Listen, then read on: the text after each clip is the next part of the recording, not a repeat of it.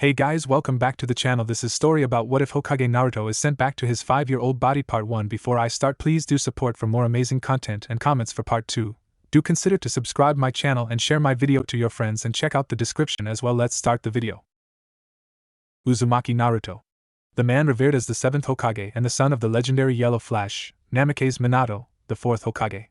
The man who was arguably the strongest ninja of his time. His reign as Hokage continued on for more than a decade. He had nearly no regrets and planned to continue his duty for many more years to come. A splendid morning one day in the beautiful village of Konohagakure no Sato, the sun was now slowly rising past the Hokage monument, a giant cliff face with the faces of the previous Hokage sculpted into it. Morning dew was sparkling on the leaves of the village. People were slowly beginning their daily duties and opening their stores and stalls. In a room in a certain building, a blonde-haired boy groaned in his sleep.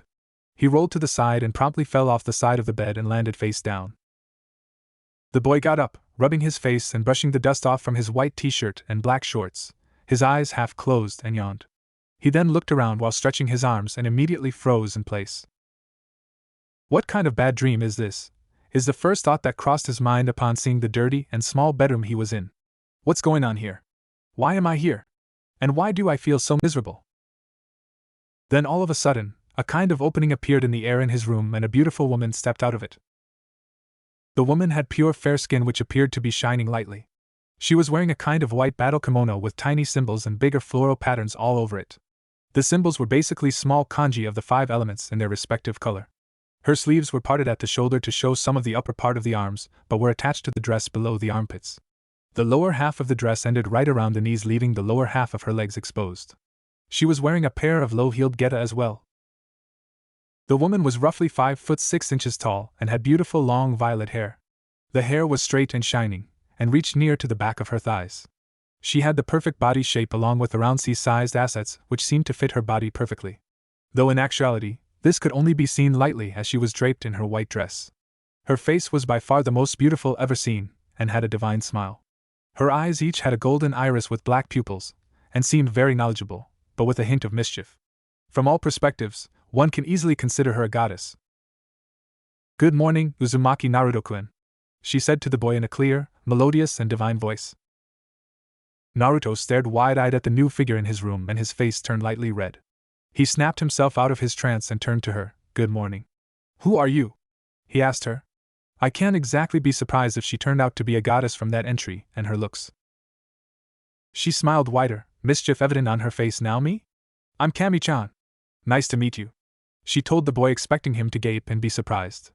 To her own surprise, the boy just stood there with a blank expression. Yeah, not exactly the reaction she hoped for. I was right? Well, that was pretty awkward, Naruto thought to himself. Okay, Kami-chan, why am I here, in the apartment I used to live in when I was a kid, and why do I look like a brat? I don't remember using any kind of transformation last time I was awake. Because I sent you back in time. You are now in your 5-year-old body, she replied, hoping to surprise him this time. She was once again let down when he just stared at her with a hint of annoyance in his face. Oh, come on. Why is his mental fortitude and adaptability so damn strong, she thought to herself, and began crying inwardly, but still had the same divine smile outwardly. Alright. So according to you, I'm back to my 5-year-old body and am now in my childhood days again. Why exactly is that so? Naruto asked her neutrally. The goddess cleared her throat and started. You see, Naruto-kun, the past 10 years and more were too boring for me to even watch over and was devoid of any excitement. So I brought you back to the past so you can go on adventures again, fight bad guys and stuff, while I watch you from my special VIP seat and eat popcorn. She finished with a mischievous smile. To say that Naruto was annoyed right now would be an understatement. So you're telling me, you messed up my future peaceful life and the timeline to have some fun? He asked to confirm. The goddess nodded to him sweetly. What the hell? Was his first reaction to the ridiculousness. He shook his head and looked back at her. Then tell me, why do I feel like a miserable loser right now? Oh, that's because I sent only your and one other person's memories and knowledge back to the past. I didn't send your feelings and emotions with them. I'm sure you remember, but when you were 5 years old, you felt lonely and sad every day because of those villagers ignoring your existence. She said without flinching her smile. Oh, but of course, now that you received your memories, you can feel good like always again. I've also enchanted your young brain to be able to handle the influx of memories. Naruto sighed and scratched his head. Fine. I get it. Wait, who's the other person? Who was the person that stayed with you your entire life from your day of birth and up to the latest day? Naruto breathed out and smiled. Kurama. Bingo. I'm glad you're quick, Naruto-kun, she said, clasping her hands in front of herself. Naruto sighed again and looked at her. Fine. But what exactly do you want me to do, Kami-chan? Oh, I don't know. Something interesting but different from your past life. Something like beating the daylights out of a strong enemy when you're still a kid, or saving a damsel in distress, or making a harem, she replied without even a twitch. Naruto frowned thoughtfully. Wait, a harem? Why would I want something like that? I have Hinata already. I told you, didn't I? You don't have your previous emotions at the moment. If you want, try thinking of her right now. Naruto raised an eyebrow and thought of his wife, or his now ex-wife, or was it future wife? He replayed some of his memories with her and noticed something about himself. He felt like he was just watching some kind of movie and couldn't exactly get any feeling for them. Naruto frowned at this and turned at the goddess. See? Anyway, for now I'll also make sure she doesn't fall in love with you again at first sight, anyways. Maybe after some time. I'll also make it so that you won't either. It would be a little too canon for my liking otherwise. So for a while, you're just gonna be friends. Canon, yeah? What a great word to use for my life story, Naruto thought in deadpan. Still, he glared heatedly at the woman, who gave a surprised flinch. She then tilted her head in confusion. What is the matter? What is the matter? He repeated in an angry, questioning tone. The matter is that I don't appreciate people tuning my head without my permission. I loved Hinata and had 2 children, both of them whom I loved dearly. So I'm not exactly happy that I don't feel anything for them anymore. The fact that I can't see them again is another reason to not be happy. He spoke with his glare still in place. The divine being shrunk into herself, but she straightened herself just as quickly and kept her face blank. She then surprised Naruto by bowing to him deeply, her silky violet tresses sliding down her sides as she did so. I apologize, Naruto-kun. It's just that there are some circumstances. Please be understanding. Naruto stared at the goddess, bowing to him with a frown on his face. He kept his eyes on her form for a few more seconds before letting out a loud exhale and shaking his head. He ran his hand through his blonde locks before removing the hand and looking at it. My hair hasn't been this rough for a long time. His eyes went back to the still bowed form of the goddess and groaned. Naruto himself knew that he was weak to this kind of thing, being the soft-hearted guy he is. He walked up to the woman and gently placed his hands on her shoulders. He made a lifting motion which she followed up on and stood up straight, her face set in an expression of guilt. He turned away while rubbing the back of his neck. Just forget it. It's okay. The goddess smiled slightly and nodded. Thank you, Naruto-kun. Her solemn mood then vanished in a flash before she perked up again. Now, enough of that stuff. The emotions can come later. I actually want to see you kick some ass in an epic fashion, she said with a tone of slight excitement. Naruto just sighed with a sweat drop behind his head. Fine. I'll become stronger this time and be more awesome than ever. Oh, but do visit me from time to time, Kami-chan. You look like someone I can have a fun time with. The goddess adopted a small teasing smile. Ah, you're so cute, Naruto-kun. Naruto blushed lightly. But actually, I don't have to even do that. What? Why? Naruto asked, confused. The goddess just smirked, then bent down and ruffled his hair, to which Naruto blushed again mildly, while keeping his emotions and bodily reactions in check. Because my VIP seat is actually in your own mindscape, right beside the little fox. Naruto looked at her with a bit of excitement. Really? Then that means you're gonna be with me all the time. He then blinked in confusion. Wait, why am I getting excited all of a sudden? Meh, must be the younger body's residue emotions or something. That's right. But before I come and occupy my seat, I have some things to do. So I'll just come to your mind when I'm done. By the way, you can tell others about your situation if you want, but try to keep the group as small as possible. It wouldn't be any fun otherwise. She got up and proceeded to walk near the newly opened warp gate.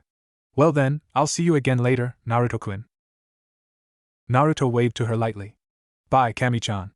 See you later. The goddess looked back at him and gave him one last divine smile. I hope he grows fast. He's gonna have such a cool look. And I'm gonna tease him to my heart's content. She giggled perversely in her mind and went into the portal, which closed shortly afterwards. Naruto sighed and sat on his bed. If I wasn't an experienced ninja with a strong mind, I'd probably be jumping all over the place in panic right now, he thought to himself. First, I need to have a talk with him before doing anything else. He nodded to himself and sat in the lotus position on the bed and delved into himself. Naruto entered his mindscape and looked around. The place had changed in the years by a large margin. It was still a sewer, but it wasn't as dirty as before. Now, it looked like a newly built tunnel devoid of the water that flooded it once. It was also a tad bit brighter than before. Naruto was about to call out to his tenant when suddenly he caught sight of a giant gate between him and his sleeping tenant, which had a paper in the center with the kanji 4 seal. Right. I forgot. The seal wasn't open back then, he thought. Naruto held his chin in his hand, frowned thoughtfully, and then nodded to himself. Naruto jumped up and ripped off the seal paper. He then landed, pulled up his shirt, and readied his right hand, which held a blue chakra flame on each finger. His entire hand was covered in writing which collectively seemed to have the general shape of a key. He immediately put his fingers on the seal on his stomach and unlocked it. After a brief moment, the gate also swung open and vanished. Good thing I knew the structure of the seal and the key too. It would have been pretty annoying if I had to go to the toad's home to get the key again. The giant orange-furred fox now woke up and yawned loudly. He stretched and then caught sight of the blonde. Yo, Naruto. What's going on?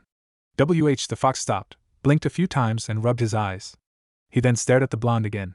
He then immediately fell on the floor, clutching his orange sides and laughing loudly. Naruto's eyebrow twitched in annoyance at the sight. Ha ha ha ha ha. What happened to you, kid? Why do you look so tiny again? Kurama asked him, calming down his laughter. Yeah. Just laugh at my misery, Kurama. Now listen. Naruto sighed and began explaining the situation to his tenant. A brief explanation later. Kurama looked at the blonde and blinked. What the hell? Exactly my first reaction as well. So? What do we do? What do you mean what to do, brat? We just become strong and make you Hokage again or something even better. Anything's better than the paperwork maniac you became in your previous life. I was getting bored of all those years with nothing to do anyway. At least now, things will be a little more exciting, Kurama replied with a smirk. Naruto smirked back to him. Well, I'm happy both of us are hot-headed, he said, but then frowned. But hey, what do we do about the in half of your chakra? Dad has it, right? And he's gone. The only way to get it back would be that method. You don't have to worry about that, Naruto-kun. A melodious voice replied from behind him. Naruto turned back and both him and Kurama looked at the beautiful violet-haired woman walking towards them. Naruto grinned at her. So you're done with your things, Kami-chan? The goddess smiled back at him. Yes, Naruto-kun. Now I'm ready to spend my time here. See, I even brought the popcorn, she said, holding up a few buckets of popcorn. Naruto and Kurama both sweat dropped. I didn't think you were serious about that. Anyway, what do you mean we don't have to worry about my chakra? Kurama asked the woman. The violet-haired goddess looked at Kurama. That's because I transferred the chakra Minato-kun took from you into Naruto-kun's body after I sent you back. The blonde and the fox blinked at her reply. Why? They inquired in perfect unison. The goddess just shrugged nonchalantly. Meh, it's too much work for anyone to take it back from a dead person.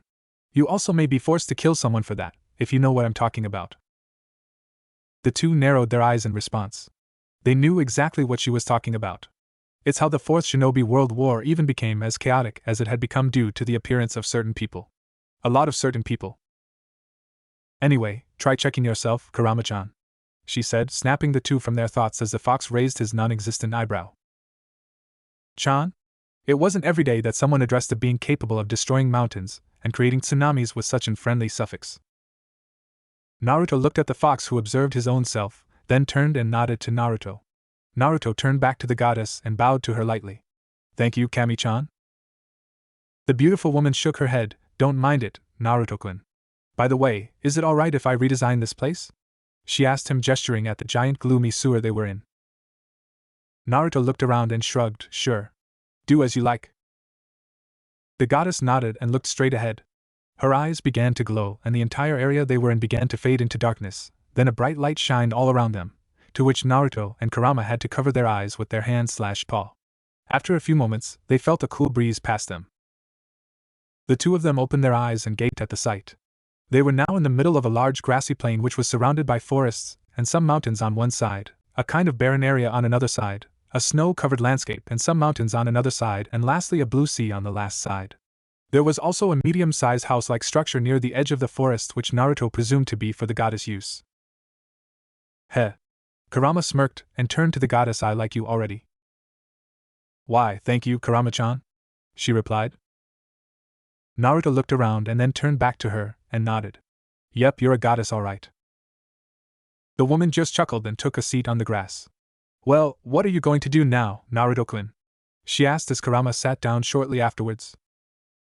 First, I need to get my feelings in check so I don't freak out and start hugging everybody I know. Then I'll go to Ji-chan's office. To Hirokuen? Why? The goddess asked him. Kurama, in the meanwhile, was getting ready for another nap. Naruto chuckled at her nickname for the third Hokage, Sarutobi Hiruzen, and then continued. I want to see him again after all these years. I'm also gonna tell him a bit about this situation I'm in and strike a deal with him. A deal? What do you have with you that you can use to bargain with him? The goddess inquired, now curious. Naruto smirked. I'll help him defeat the greatest enemy in his life. The beautiful woman looked at him in confusion and then realized what he was talking about. She giggled with her mouth hidden behind her hand. Naruto got out of his mindscape and prepared to shower. He would then go meet the Hokage. Sarutobi Hiruzen, the third Hokage. The man known as the god of shinobi and as the professor for knowing more than 1,000 jutsu. One of the longest reigning Hokage in history. That man was now seated behind his desk in his office, glaring fiercely at the stacks of paper in front of him, willing it to burn a hole through itself. Of course, such a thing is not easy to do, if at all possible. He then sighed and took his pipe, and lit it. He took a puff and breathed it out. It was at this moment that a familiar blonde-haired boy burst into the office through the door. Hiruzen blinked at the entry and looked to the new arrival. Naruto got up and grinned foxily at the man. Yo, Ji-chan, grandpa. Once he got a clear look at his surrogate grandfather, his look softened a little and he held back any desires to cry or hug him. The Hokage chuckled at the boy's actions. He never failed to brighten his day. Good morning, Naruto-kun. What brings you here today? Naruto took a seat and looked at his surrogate grandfather. I actually have a very important matter to talk to you about, Ji-chan. He told the man with an expressionless gaze. Hiruzen raised an eyebrow at this and the boy's tone, then nodded to continue. Naruto instead shook his head. Alone, he said with a serious tone and face. Hiruzen raised his other eyebrow. He had never seen his surrogate grandson so serious before now. He assumed that something very important must have happened for him to be acting like this, and decided to hear him out. He gestured his ANBU to leave the room, which they did immediately, after which he activated the privacy seals. The room glowed blue for a split second. He then turned back to the boy in front of him. So, what did you want to talk to me about, Naruto-kun?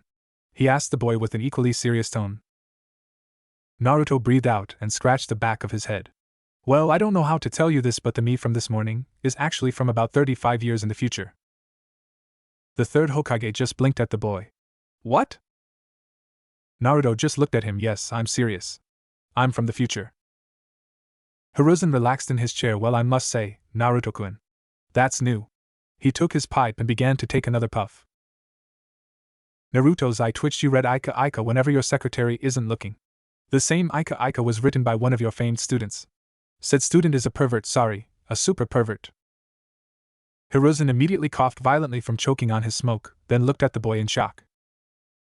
Naruto continued. Namikaze Minato, the fourth Hokage, is my father. My mother is Uzumaki Kushina. She was the second Jinchuriki of the Kyuubi after Uzumaki Mito. Both my mom and dad died on the day of my birth, trying to protect me. Dad used the 8 trigram seal too. I got it, Naruto-kun. I will believe you. Hiruzen stopped the boy with an exhausted expression. It seemed that he was on the verge of getting a heart attack from all the knowledge. He then calmed down and asked the boy, so what happened to you in the future? Naruto grinned and pointing to himself with his thumb, I became Hokage. Hiruzen smiled at him and nodded. So why are you back here then? He asked the boy, feeling awkward that he's talking with someone from the future but looks like someone he met just a couple days ago. Naruto sighed and explained what happened. His encounter with the goddess and what she did, while leaving out the parts concerning Kurama. He did not want to give another heart attack to the old man when he told him that he had opened the seal. Another brief explanation later. The third Hokage, Sarutobi Hiruzen, blinked at the blonde boy. What the hell? Strike 3. Naruto said to himself. The goddess inside him chuckled lightly. So you're telling me that the goddess is in your mind right now? Naruto nodded. Can I meet her? Hiruzen asked. The goddess' ears perked up and waited for the reply from the blonde. Naruto looked at his surrogate grandfather. No. You'll die from excessive blood loss from your nose, he replied with a straight face and a serious voice. The goddess fell on the ground laughing. The boy's answer made Hiruzen turn to his imagination and after a second, had a slight nosebleed. He wiped his nose and looked to the boy who was wearing a face that was basically saying, "Are you freaking kidding me?" Hiruzen waved his hand and looked back at the boy. "Well then, why are you telling me all this?" he asked. "It's because I want to make a deal with you, Ji-chan," Naruto replied promptly. "And for my own mental safety." Hiruzen raised an eyebrow at this. "What kind of deal?" "I want you to give me an empty training ground for myself and not allow anyone else access to it. I also want you to listen to my advice regarding certain events," Naruto told him, a little nervous about the last part. The Hokage frowned and thought, "What events are you referring to, Naruto-kun?" "I can't tell you that right now, Ji-chan. But I will tell you before they happen." Hiruzen thought for a moment but nodded. "And what are you offering me from your side, Naruto-kun?" Naruto smirked. "The secret to defeating the greatest enemy of all Kages." Hiruzen looked at the boy curiously while he continued paperwork. The Hokage immediately disappeared from behind the desk and was now holding both of Naruto's shoulders with a desperate look on his face. Naruto's sweat dropped at the desperation his surrogate grandfather was showing with regards to paperwork. "Really, Naruto Keien? You really know the secret to defeating this damned hindrance?" the Hokage shouted, pointing to the stacks of paper on the desk. Naruto smiled nervously and nodded. "Why yes I do, Ji-chan. And I can tell you. But only if you agree to the deal. I also don't want you peeping on me through that crystal ball of yours. If you do, I'll jam the vision." "I don't mind that, Naruto-kun. I'll give you training ground 42. It has everything you could ever need in it, and is away from the crowds as well. And I'll make sure none of my ninja go near there. Just tell me the secret to unlocking my freedom, please," the Hokage pleaded to the boy. The goddess inside the boy was now starting to hurt from laughing nonstop for the previous few minutes. "All right. I'll tell you," Naruto stated. Hiruzen released the boy's shoulders and stood straight, waiting desperately for the key to his freedom. The blonde put up 2 fingers. 2 words: Kage Bunshin, shadow clones. A/N, so it's 4 words. Bite me. The third Hokage's eyes widened, but then narrowed. He slowly walked around the desk and sat on his chair. He took a deep breath and exhaled. He moved his pipe to the side and slowly removed his Kage hat and placed it to the side of the desk. He then immediately banged his head to the desk. He got up silently and banged again. He continued to bang his head to the desk multiple times while muttering "stupid, stupid." He then finally sat up straight and put his hat on his head again. "What kind of professor am I? Damn it," he grumbled, then sighed and took a puff from his pipe. Naruto was watching all this with barely contained laughter and was now trying to calm down. The goddess had passed out from excess laughter and was now laying unconscious on the grass.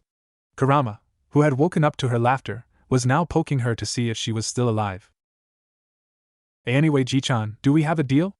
Naruto asked the old Hokage, whose face was now slightly red from the banging.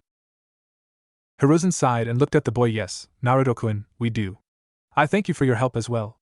Training ground 42 is now yours alone, and I will make sure it is ready by today noon." "Thanks a lot, Ji-chan. Hey, can you get out of your seat for a moment?" Naruto asked as he jumped off his seat and started to walk behind the desk. Hiruzen nodded after a moment and got up from his chair. Immediately, Naruto gave him a warm hug. The older man just looked at the boy who was now holding him like he'd been gone for a long time. "It's good to see you again, Ji-chan," he said quietly. Hiruzen though heard it and smiled warmly, before returning the hug. Naruto released him and then walked to the door, and turned back. "Well then, I'll see you later, Ji-chan." Hiruzen nodded with a smile and released the privacy seals. Naruto then walked outside the door while waving back to his surrogate grandfather. Hiruzen waved back to him as he left. Sarutobi Hiruzen, the third Hokage, sighed and looked to the dreaded paper stacks on his desk. He then formed his hand into the cross seal and 3 shadow clones puffed into existence. They immediately went to work with one on the seat behind the desk and the other 2 on the seats in front of it. The real Hokage went and sat on the couch. He pulled out his orange book and started to read it comfortably. The 3 A and B that had went outside returned into the room and were promptly surprised, but went into positions immediately.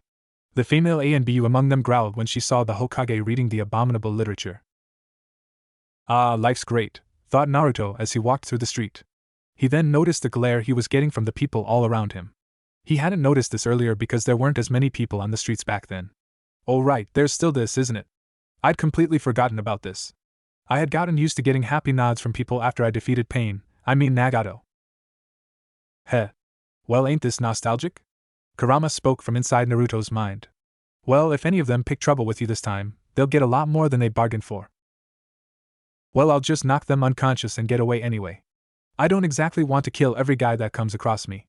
Naruto replied mentally to his fox tenant. Whatever. I still think it would be easier to do that than trying your hardest to avoid them. Just let it go, Kurama.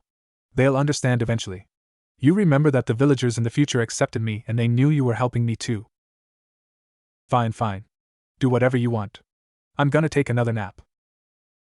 Good night, Fox. Oh wait, looks like there's some guy coming to pick some trouble with me already. Naruto told mentally as he noticed a giant man with a sake bottle in his hands coming towards him. Oh? Well, this is gonna be good. I can't wait to see those idiots' faces, Kurama said as he smirked. Naruto then stopped in front of the giant chubby man. The man smirked. Well, if it ain't the demon brat. How about you come with me, huh? I'll give you some candy, he said with a stupid voice. From the bottom of my boot. Naruto smirked with his eyes shadowed and ran from his side, then turned to run into an alleyway. The other villagers watched as the giant drunk followed the boy into the alleyway. The blonde boy was standing near the dead end at the back of the alley. Heh. Your luck's run out, demon. The man spat out as he swung the bottle in his hand, towards the boy. Naruto sidestepped the attack and jumped towards the nearby wall of the narrow alley. He springboarded upwards off the wall using chakra on his feet, towards the back of the man's head who was now blinking in confusion at the spot the boy was a second ago. Naruto pumped some chakra into his hand and chopped hard at the back of the man's neck. The man's eyes rolled up and he fell forward, face down on the ground. Naruto landed on the ground and calmly walked out of the alley with his hands in his pockets like a badass, in Naruto's own opinion at least. The people who were watching the encounter, at the entrance to the alley, stared wide-eyed at the blonde and made way for him. They wouldn't dare go against him when they saw him make quick work of a man bigger than most of them. At least, not now anyway. Naruto looked at everyone's faces as he walked away. He laughed inwardly at their reaction. How was that, Kurama? Naruto asked his tenant, smiling. Haha. That was pretty damn entertaining. The fox replied as he laughed happily in the mindscape. I must say, Naruto-kun, now that I read your previous memories and know what you've been through, that was indeed pretty satisfying. The goddess told Naruto with the evergreen smile on her face. Heh. I always wanted to do that when I was young. Now I feel kind of refreshed. Indeed. So where to, Naruto-kun? Food. The only place I can get it from in this part of my life. I see. Carry on, then. I will have a short nap, the goddess said as she made herself comfortable on the grass and laid down, and instantly drifted into sleep. Why do the people in my head like to sleep so much? Naruto thought to himself, as he made his way to Ichiraku Ramen. Yo, Tsuchiya-jin! Naruto shouted as he entered his favorite childhood and teenage restaurant. Tucci turned back to see the blonde boy. Yo, Naruto. Here for some breakfast, eh? You really gotta eat something else besides ramen too, you know, to balance your diet, he said while grinning at his favorite customer. Naruto grinned back at him as he took a seat. If I do that, you guys won't get as much business from me as before. Well, I can believe that. You sometimes eat as much ramen as 4 or 5 people combined, Tucci replied as he turned back to prepare the broth. So, you having the usual? Yep, 3 bowls of miso ramen, Naruto replied as Tucci's daughter came out from the inside and noticed Naruto sitting at the counter. She immediately ran around the counter and hugged him tightly from the side. Gee, good morning, I am Chan. Naruto managed to greet as he got out of the hug. Oh, you player, you, his inner goddess giggled. Shush, you. Go back to sleep. Okay, she said with a chuckle as she went back to sleep instantly. Good morning, Naruto-kun. What brings you here today? I asked as she let go of the boy and headed back behind the counter. Breakfast. And then I'm gonna go make some new friends today, Naruto replied excitedly. New, huh? Tucci and I shared a worried glance as the girl turned back to the blonde. Are you gonna be okay? Don't worry, Chan. I saw some interesting kids yesterday. Today I'm gonna go talk to them, Naruto told the worrying girl. Yep, yesterday. I smiled as she exhaled. Okay, be careful. You never know what they might do to you. Naruto nodded with a smile. Alright then, here's your first bowl of miso, she said as she placed the bowl in front of him. Naruto took it and separated the chopsticks. Itadakimasu, he said, and gorged into the bowl of ramen. Yep, definitely my favorite food, he said in between mouthfuls. Tucci and Ayam chuckled at him as they went back to work. After a few minutes, Naruto finished his meal and put the money on the counter, before saying goodbye and rushed out of the restaurant. Ayam turned to her father Hato-san. Dad, he feels kind of different, doesn't he? She asked him. Yeah, he feels a little different. But he's still the same kid that loves ramen and wants to be Hokage, Tucci said with a grin. Ayam looked at the exit and smiled. Yep, that's for sure. No other kid I know can be like him, she muttered as she took the money from the counter and went back to work. Troublesome. Hurry up, Choji. Sigh. Oh, I give up, Shikamaru. I don't know what to do anymore, the plump boy named Choji said as he moved away from the shogi board and opened a pack of chips. Troublesome oi, you wanna play me Ino? The pineapple hairstyled boy named Shikamaru asked, looking at the girl standing beside them. No way. I don't want to play such a boring game. I can't win anyway, the girl with short platinum blonde hair shouted out. So I guess I'm doing some cloud gazing today then, Shikamaru said as he relaxed where he was sitting. Yo! A voice shouted beside them loudly. The three of them jumped in surprise, then looked towards the source of the voice. They saw a grinning boy with spiky blonde hair and sparkling blue cerulean eyes, wearing a black t-shirt and orange shorts. Hey! Don't sneak up on us like that, Ino shouted at the new boy. That's true. I almost dropped my chips, Choji said to the blonde. Yeet. Sorry. Hey, can I play with you guys? Naruto asked as he looked towards Shikamaru. Troublesome, you know how to play shogi? The black-haired boy asked the blonde. Sure I do. I'm the best there is. How about a match then? Naruto asked with a foxy grin. Heh. Why not? Let's see what you can do, Shikamaru said as he replaced the pieces on the board and Naruto helped. He then sat down on the side opposite Shikamaru. I'll give you the first move, Shikamaru said to the blonde. Nah, you can have it. I'm still gonna beat you, the blonde replied. Shikamaru smirked and made the first move. Naruto immediately replied with his own. Shikamaru raised an eyebrow and made another move, to which Naruto again made his own instantly. After two more moves along with Naruto's instant replies, Shikamaru mumbled troublesome and joined the fingertips of both his hands, with his eyes closed. He stayed like this for a while. Naruto was resting his head on his palm with his elbow on his leg and a smile on his face. Shikamaru may be a genius and Naruto's strategist in the future, but right now he was still a 5-year-old kid with a developing brain. He can be considered a genius within his own age group, but when comparing him with a near 40-year-old, who was also the leader of the entire village and one of the strongest ninja in the world, it couldn't exactly be considered a fair match. As soon as Choji and Ino saw Shikamaru make his so-called thinking pose, Choji stopped eating and both of them stared in awe towards Naruto, who was calmly watching Shikamaru think of his next options. Hey Choji, who is this guy? He made Shikamaru get serious. Ino whispered to Choji, who was now looking at his best friend. I don't know. I've sometimes seen him around the park, but he's never talked to us until today, Choji replied back in whisper. As they watched, Shikamaru opened his eyes and made his next move. Naruto looked at the board for half a second before making his own. After 3 more moves and Naruto's seemingly immediate replies, Shikamaru's eye twitched and he again went into his thinking pose. After a while, Shikamaru made his move. This continued on for about 20 minutes. Shikamaru looked at the shogi board with his eye now twitching violently. He sighed and looked to the blonde, who was yawning lightly with hand in front of his mouth. He sighed again. I give. Man, you really are strong. I've never played anyone as strong as you except my dad, and he holds back, Shikamaru told the blonde. The blonde boy smirked at his comment. What makes you think I wasn't? The black-haired boy's eyes widened before he made a smirk. My name's Nara Shikamaru. I'm probably the laziest guy you'll ever meet. Shikamaru introduced himself as he extended his hand over the shogi board. Naruto grabbed and shook his hand. I'm Uzumaki Naruto, the most awesome guy you'll ever meet, he said with a grin, to which Shikamaru snorted in amusement. The other two were kids who were watching the game were now gaping in disbelief at the result. They shook themselves out of their shock and looked at the blonde, who turned to them. I'm Akimichi Choji. Shikamaru's my best friend and I like to eat, the plump boy said to the blonde as he began to eat his chips again. The girl was still mesmerized by the blonde's blue eyes when he turned to her. She somehow managed to snap out of her trance and introduced herself to the boy. "My name is Yamanaka Ino. I'm the one who keeps these two in line." She then bent over and whispered into the boy's ear, "By the way, a word of advice. Don't call Choji fat or he'll go berserk." Naruto just chuckled nervously in response to that bit of knowledge. Naruto then turned to Shikamaru with a smirk. "Wanna have another go?" Shikamaru grinned in turn and began to replace the pieces again.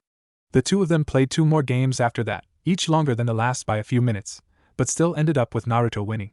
The blonde then got up to play with the other two while Shikamaru opted to gaze at the clouds instead. The 3 of them played in the park until a while after noon, after which Naruto decided to go. "I'll see you guys again tomorrow. Probably in the afternoon," Naruto told them as he got up to leave. "Really? Promise?" Ino demanded from him as she stood in front of Naruto. Naruto smiled warmly and nodded. "I promise. I'd never lie to you, Ino-chan." Ino smiled widely and nodded, before pulling him into a hug. Naruto's face felt somewhat warm at this gesture and was then released from the contact. Naruto shook his head and waved them goodbye before running off. Ino stared at him as he went outside the park. "He's a cool guy, isn't he?" Choji asked as he went and sat next to Shikamaru, who was lying down and watching the clouds. "Well, he plays shogi damn good," Shikamaru said to his best friend. Ino muttered, still looking towards the direction the blonde ran off. "What's wrong, Ino?" the plump boy asked the girl. "What, Ash?" "Oh, it's nothing," the platinum blonde-haired girl replied and got back to her friends, still thinking of the boy who just left. Those blue eyes were so pretty, she thought to herself. "You sure do know how to leave an impression, Naruto-kun," the goddess spoke from inside Naruto's mind. "What do you mean?" "I mean what you did back there." "Huh? What did I do?" Kami-chan?" "So you're telling me you did that without even realizing?" "Like I keep asking you, what are you even talking about?" "Nothing." "Alright. Whatever." "I can't believe it. This guy's a natural. Though it's not exactly shocking either," the goddess thought to herself as Naruto neared training ground 42. He looked to the guard, who nodded to the boy. Naruto nodded in reply and went inside. "It's for the best if I start training from a young age. My goal for now would be to maybe become a B-rank ninja by the time I graduate from the ninja academy. Better if possible. I'm gonna have to skip lunch today. I need to save up some money to buy some stuff," Naruto thought to himself as he ran to a clearing, after which he stopped. The training ground had most of his needs in it already. There were some big clearings at some spots, while everywhere else was covered with trees along with a wide and deep stream passing through it. There was also a forest outside the training ground which was teeming with wildlife. Naruto stretched his limbs well and cleared any knots from his neck and fingers. He then stood straight and closed his eyes. He focused on himself and observed his chakra flow. A/N. Skip to next note if not interested in explanations. Leads directly to actions. Naruto realized that his chakra coils had shrunken, which meant his chakra reserves were significantly smaller. That was to be expected since he was back in his young body. Continuous usage of chakra would expand the coils and he'd be in better shape again soon. Next, chakra control. In his past/future body, Naruto had refined his control well enough that he was technically capable of performing very basic Iryo ninjutsu, medical ninja techniques, such as a basic diagnosis, which required near-perfect control. That doesn't mean he learned it though, it's just that it was possible in technical terms. And that was when he had giant chakra reserves. Now that he was back in his younger body, he had smaller reserves and hence his control should be even better. But he still wasn't interested in Iryo ninjutsu though. His physical body, on the other hand, was a disaster. Even for a 5-year-old, it was unusually slim, thanks to the lack of fresh food he was able to procure in his childhood. With some good food, he would be able to nourish himself, and he could develop his body by doing exercises. He could use his experience from missions to hunt his own food and could get some books to learn about herbs and other useful stuff. Naruto opened his eyes and took his taijutsu stance. He went through some katas with his fastest possible speed, while moving and jumping around. He understood that he really needed to develop his speed and agility. It was obvious that his strength needed training as well since, at the moment, he was weaker than the past academy-graduated Sakura, who was a fangirl that didn't have any physical prowess whatsoever. That sent shudders down his body and he understood his own urgency, completely forgetting that we was still a 5-year-old kid. Naruto then took a leaf from the ground and held it between his fingers. He focused intently on it and channeled his chakra through it. The leaf got a small cut at its tip. It was very slightly burned at a side, while the other side had barely become damp. Naruto nodded his head at the result. He could see the signs of his primary element, which was wind, but was quite surprised when he saw the signs of his secondary affinities as well. In his past life, he had mastered all 5 elements, but his lightning and earth masteries were noticeably weaker. His mastery over wind, though, was better than the best of the land of wind. But his younger body wasn't at all trained before. As such, he was quite surprised that his secondary affinities were already powerful enough to show signs on a leaf, not even chakra paper. Lastly, he needed to check the speed at which he could train, which really meant how many shadow clones he could create. Since the memory and exercise experience gets sent back to the user, it was basically a dream technique to use for training, provided one had the chakra reserves for it. And along with the side effects due to Kurama's presence, he could make even more than people who had the same amount of chakra he did. Naruto checked his chakra reserves and his own control. He realized that, as he was now, he could use a maximum of 20 shadow clones. He could create more, sure. But any more than that and he wouldn't be able to train his own body. Either that or he'd collapse from chakra exhaustion. A/N, okay, good to go from here. Naruto thought for a few moments and nodded to himself, then seamlessly created 20 shadow clones. They all knew their orders and got to work on them. 10 of them would work on further improving their chakra control, with 5 of them practicing tree walking along with spinning a leaf above each of their fingers, while the other 5 did the same but water walking instead. 5 more clones would work on getting used to the new body by doing some reflex training for muscle memory with them sparring against each other in a light fashion. 3 more would go hunting in the forests outside the training ground for some food, while the last 2 went to the village to get some useful books. He concluded that he didn't need any nature affinity training at the moment, so he tried to spend his resources wisely. The real Naruto opted to alternate between tree walking and water walking, since he obviously didn't have enough nutrition or energy to do any good physical exercises without collapsing from weakness. So the least he could do was try to expand his chakra coils by doing extensive chakra usage. This was because, while his clones could improve his control, the chakra coils themselves were a physical faculty, and would hence need to be developed by the real body. He decided to reinforce his entire body with flowing chakra while doing the chakra control exercises so as to use more chakra and hence improve the coils more. He really couldn't test any jutsu right now since it was very risky with his young and underdeveloped body, along with the smaller chakra reserves. He already had low Jonin level chakra reserves despite being 5 years old, but he wasn't stupid enough to risk anything on it just yet. After a few hours, the 3 clones that went hunting to get some food returned with 5 hairs, along with some makeshift hunting tools made from sticks, sharp stones, long grass and leaves. In a moment, 2 more clones came back carrying some books. They reported to the real Naruto that they had to use henge, transformation, to get into the library without raising any suspicion. One of the books was titled Plants of the Wild, which had information on some useful herbs, and their applications, along with other plants.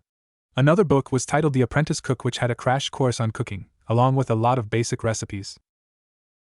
Another book was titled General Geography, which had information regarding the current map of the elemental nations. The rest were basically tour guides on different countries.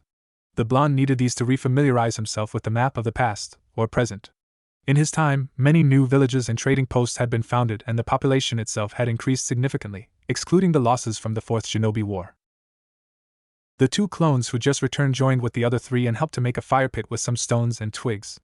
They came together and combined their weak fire chakra to create a small spark on the twigs, which then started to burn. They used some tips from the cookbook and cooked 2 of the 5 hares they had caught. All of the clones and the original Naruto started to drool slightly at the smell, and rushed to the spot. Naruto dispelled the 5 tree-walking clones at once, and then the water-walking group.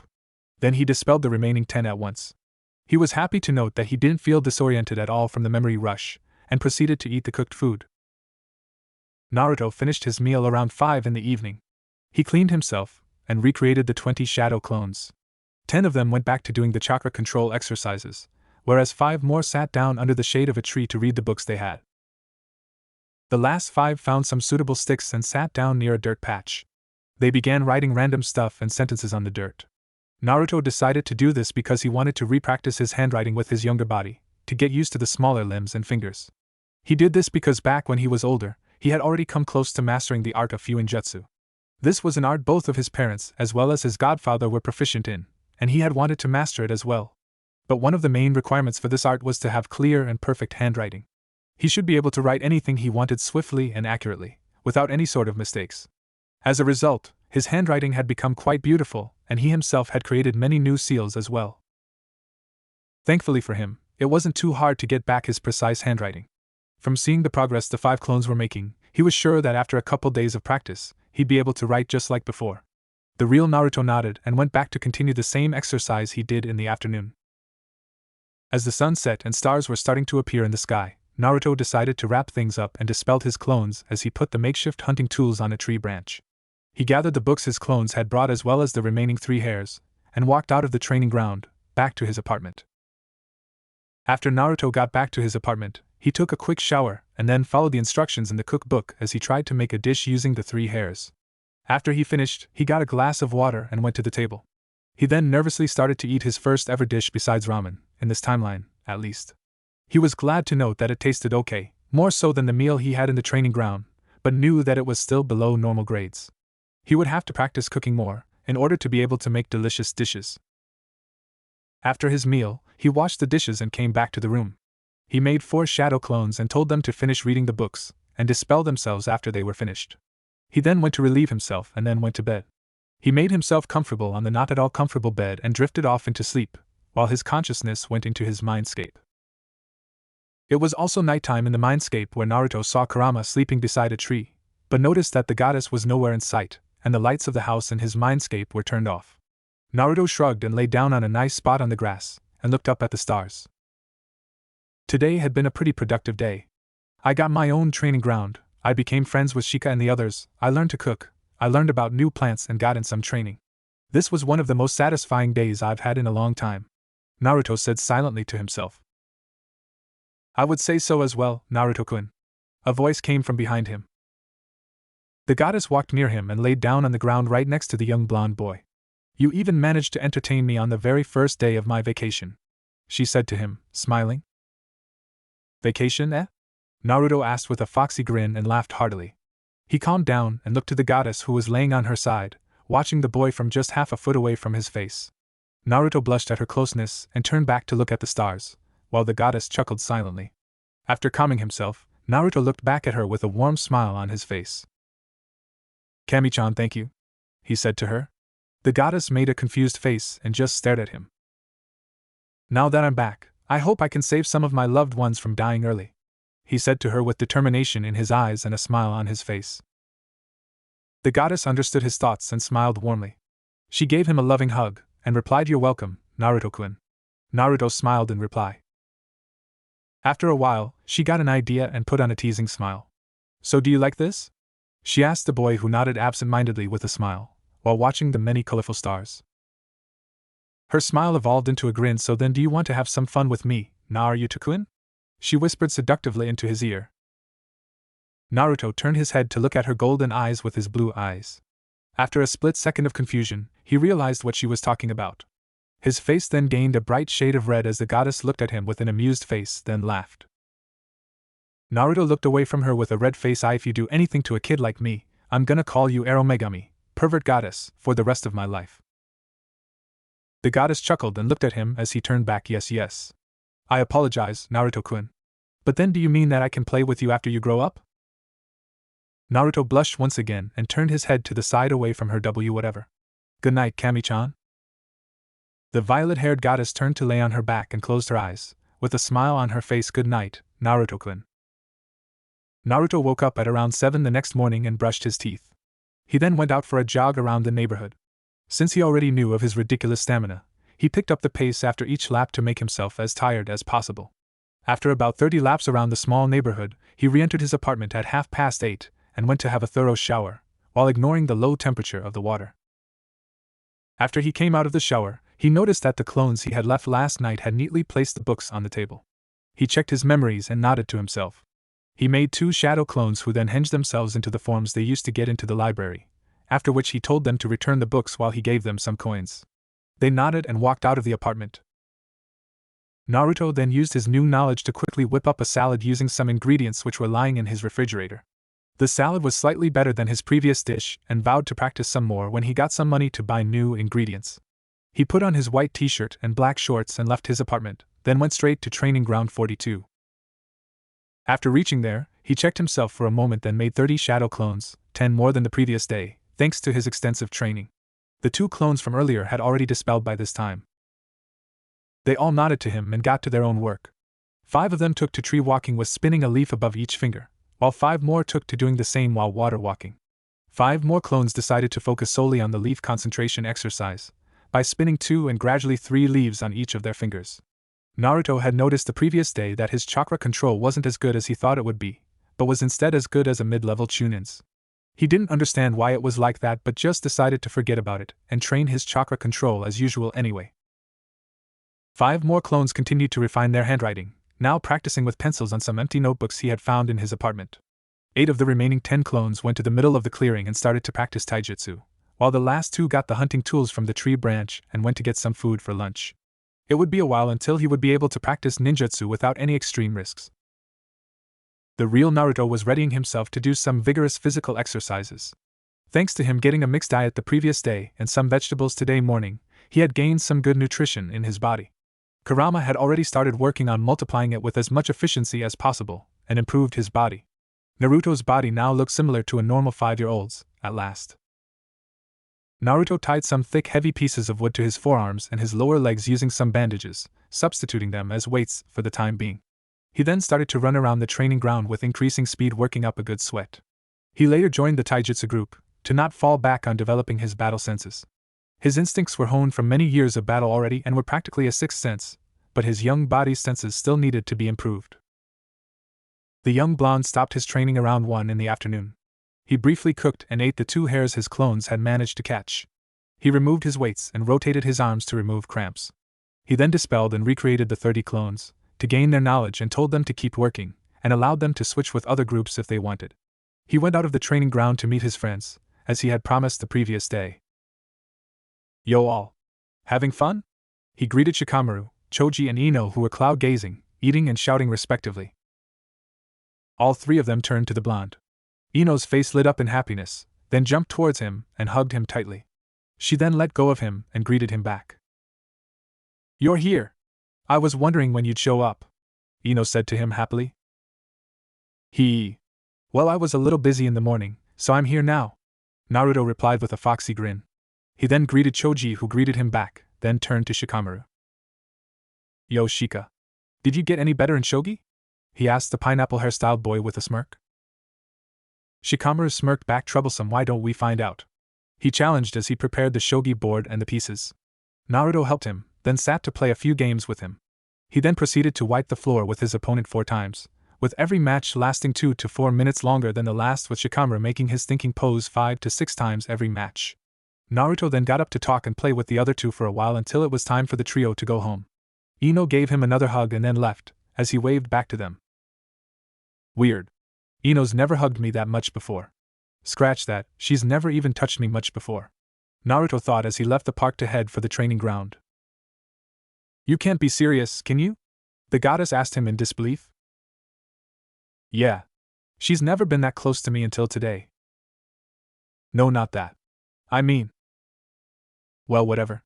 Maybe she likes me a bit now, since she hasn't met Sasuke-team yet."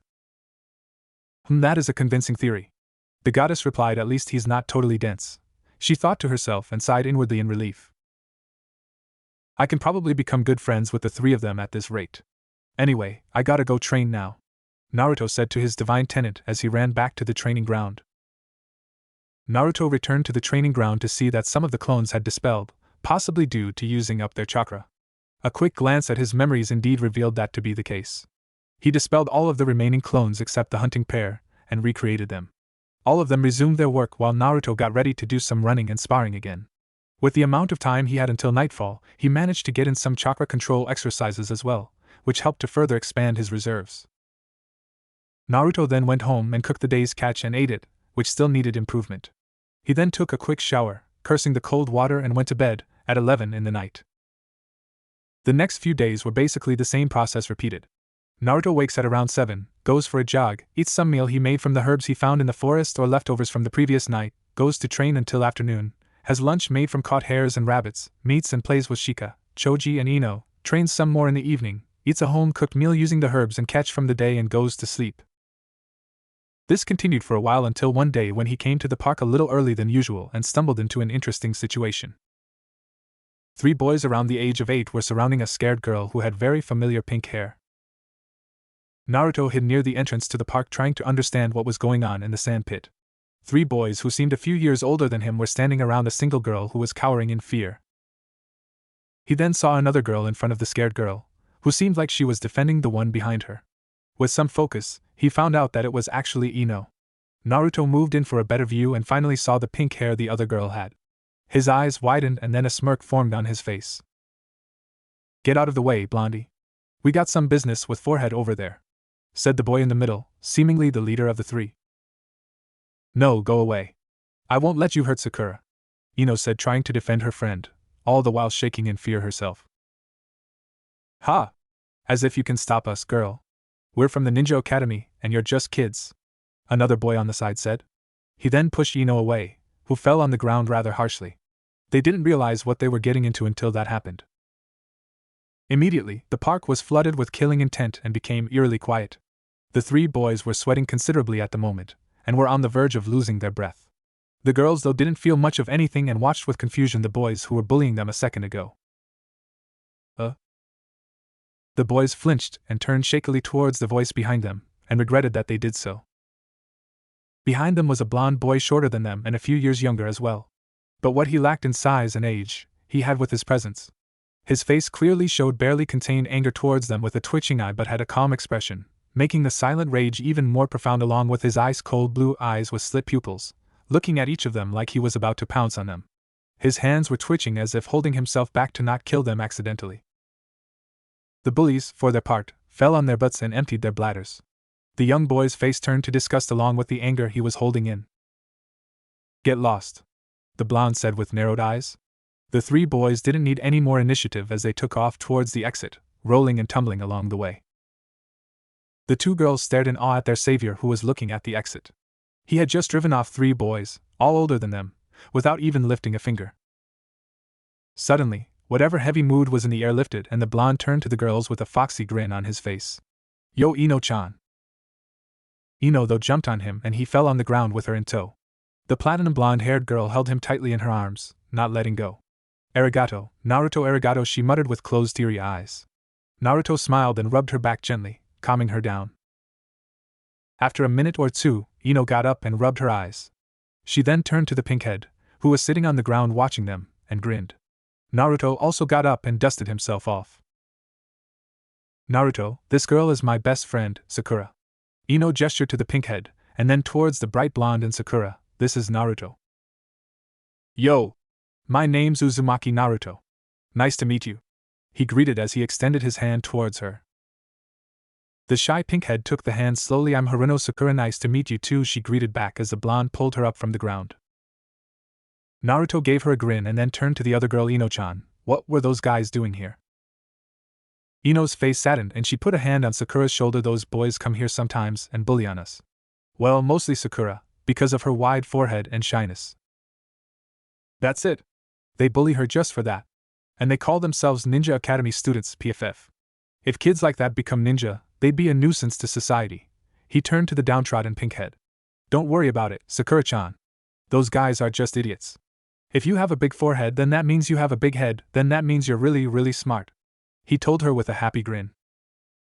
Sakura looked up at him with a kind of puzzled expression. "Really?" "Of course. Very smart people have bigger heads, then you must be too." The pinkhead's face lit up with happiness and nodded vigorously. He gave her a foxy grin and turned back to Ino, who was looking at them with a surprised face. "By the way, Ino-chan, where are Shika and Choji?" Ino shook herself out of her thoughts and looked back at Naruto. "Oh, they're not coming today. Their clans have a meeting, so they're a bit busy. I didn't have any work today, so I came here to play with Sakura." Naruto shrugged. "Well, it's okay. They'll be back tomorrow. Anyway, why don't we play for a while then?" The 3 of them nodded happily and played in the park for a while. Sakura chatted happily with Naruto, while Ino was pleasantly surprised that Sakura opened up to someone else so quickly.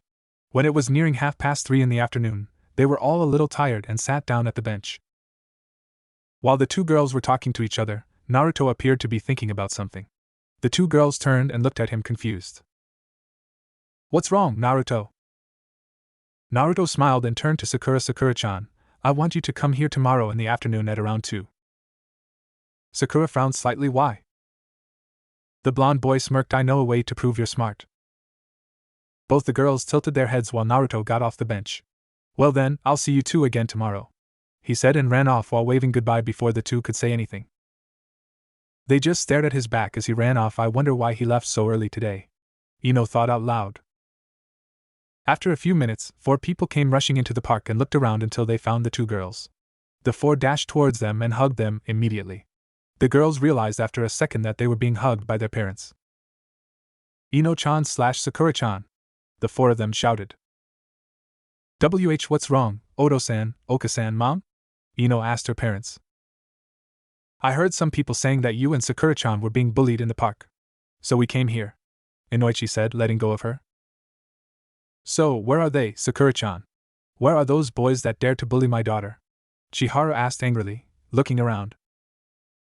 Haruno Chiharu was a petite woman with pink hair and a round bob cut. She had a cute face with dark green eyes and was known for 2 things. One was her impressive patience and self-control. The other was the moments when she would lose said control and destroy people's ears with her voice when she was angry. She was also one of the members of the civilian side of the council, and the mother of Sakura. Oto-san, they're gone. Our friend chased them away already over an hour ago, Ino replied to her father. The 4 parents looked at the 2 girls skeptically. Really? Who is that friend? Mana asked her daughter. Yamanaka Mana was a beautiful woman with long silky brown hair which reached just above her thighs. She would usually let it hang free while one of the long bangs would cover her right eye. Her eyes were a light blue and almost always had a glint of playfulness in them. She was a retired jonin kunoichi who was famous for her combination of sensory and trap-setting skills, a deadly combination if any. Unknown to people outside her family, she had a bit of a perverted side which led to amusing situations sometimes. She was the matriarch of the Yamanaka family, and the mother of Ino. Ino grinned brightly. He's a kid that me, Shikamaru and Choji met a few days ago and Sakura met today. His name is Naruto. The 4 adults frowned slightly. What does he look like? Well, he has blonde spiky hair and pretty blue eyes. He also has some kind of whisker marks on his face. She replied happily. I think they look cute though. The parents' eyes widened as they recognized who their daughters were talking about. They were even more surprised when they saw Ino grin happily and even Sakura smile. All of them knew that Sakura was very shy and doesn't open herself up to people easily. What did he do to those bullies? Chiharu's mother asked nervously. I don't know actually. He just called them from behind and when they looked back, they just fell down and their pants became wet. He told them to get lost and they just ran away as fast as they could. Inoichi raised an eyebrow. Did you see anything else?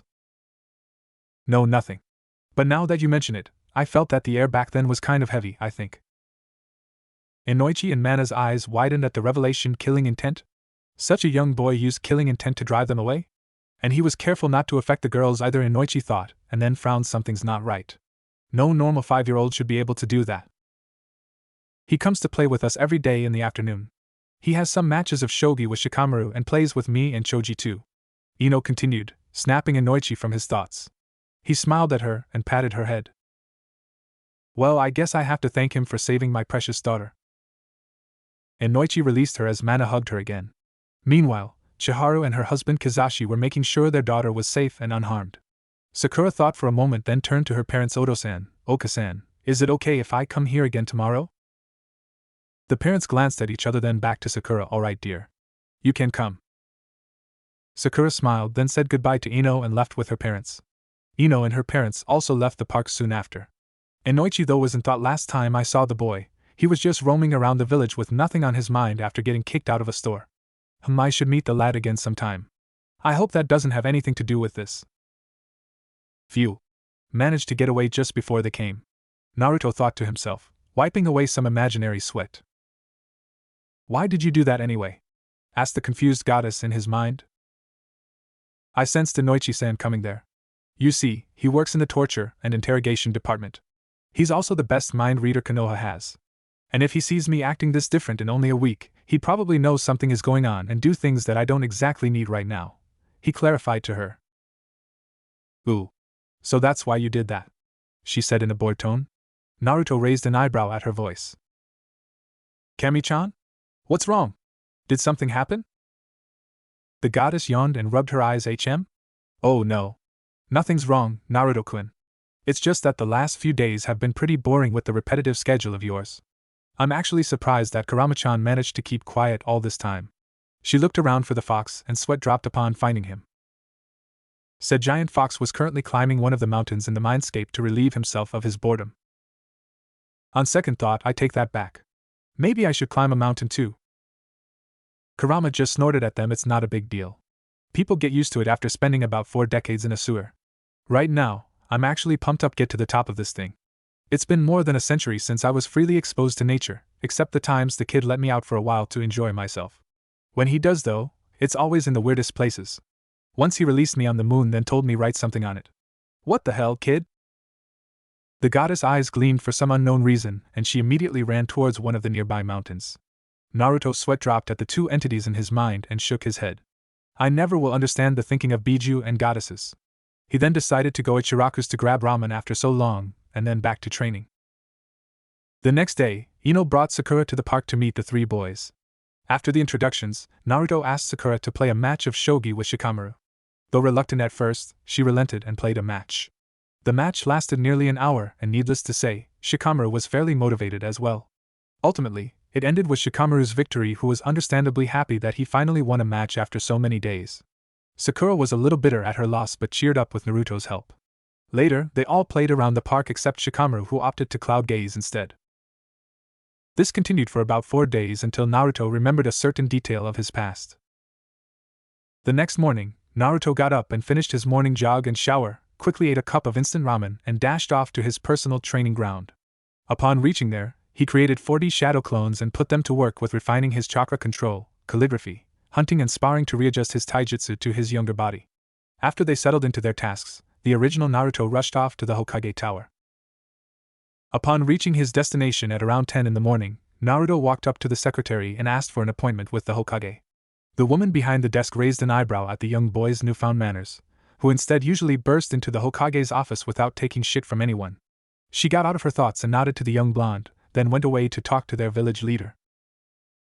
Naruto was also moderately fond of the short brown-haired woman, since she was one of the people who didn't care about his tenant, and instead treated him like a normal person, not too familiar with him, but definitely didn't hate him. The secretary woman came back and told the blonde that he can visit now. Naruto thanked and bowed to her, then walked to the office. The woman was now fairly shocked that the usually disrespectful blonde actually bowed to her and thanked her. She went back to her desk in a slight daze and got back to her work. Naruto opened the door to the office and saw his grandfather figure behind the desk with a few short stacks of paper on it. Hiruzen saw his surrogate grandson enter the office and smiled. Good morning, Naruto-kun. What brings you here today? And how come you're actually entering in a normal way? The old Hokage greeted and asked the blonde. The blonde chuckled and took a seat, then faced him. Good morning, Ji-chan. I actually came here to ask for the weekly allowance you used to give me. As for my way of entering, well, I just wanted to stop being a nuisance to some people. Especially the secretary lady, the ANBU here, and you. Though if you want, I'll find some other way of entering dramatically.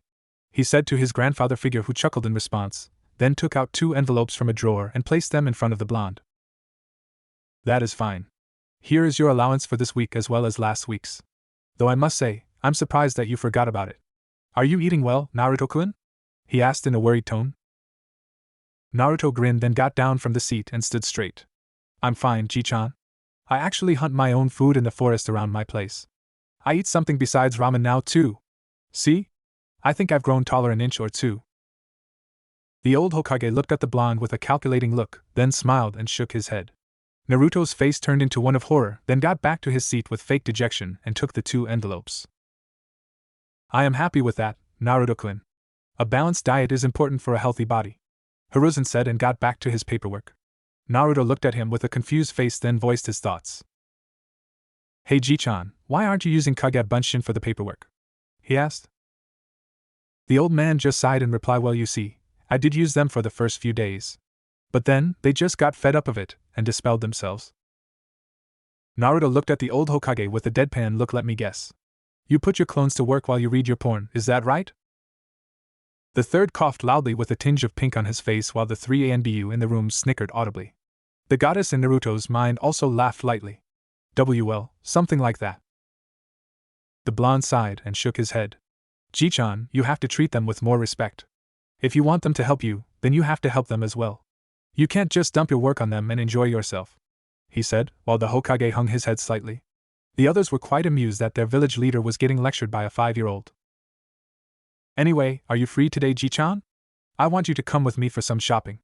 Those guys don't let me buy anything and I'm pretty tired of using henge all the time," Naruto said while his surrogate grandfather looked confused.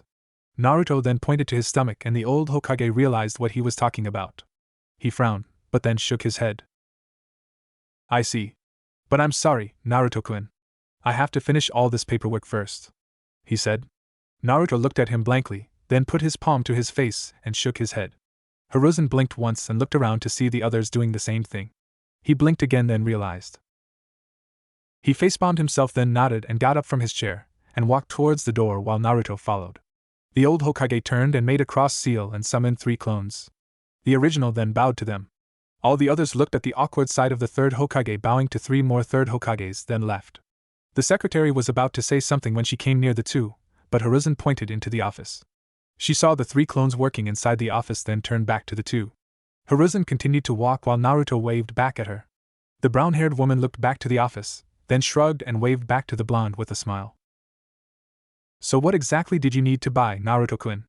Sarutobi Hiruzen asked his surrogate grandson, while both walked through the streets of Konoha. "A lot of stuff actually.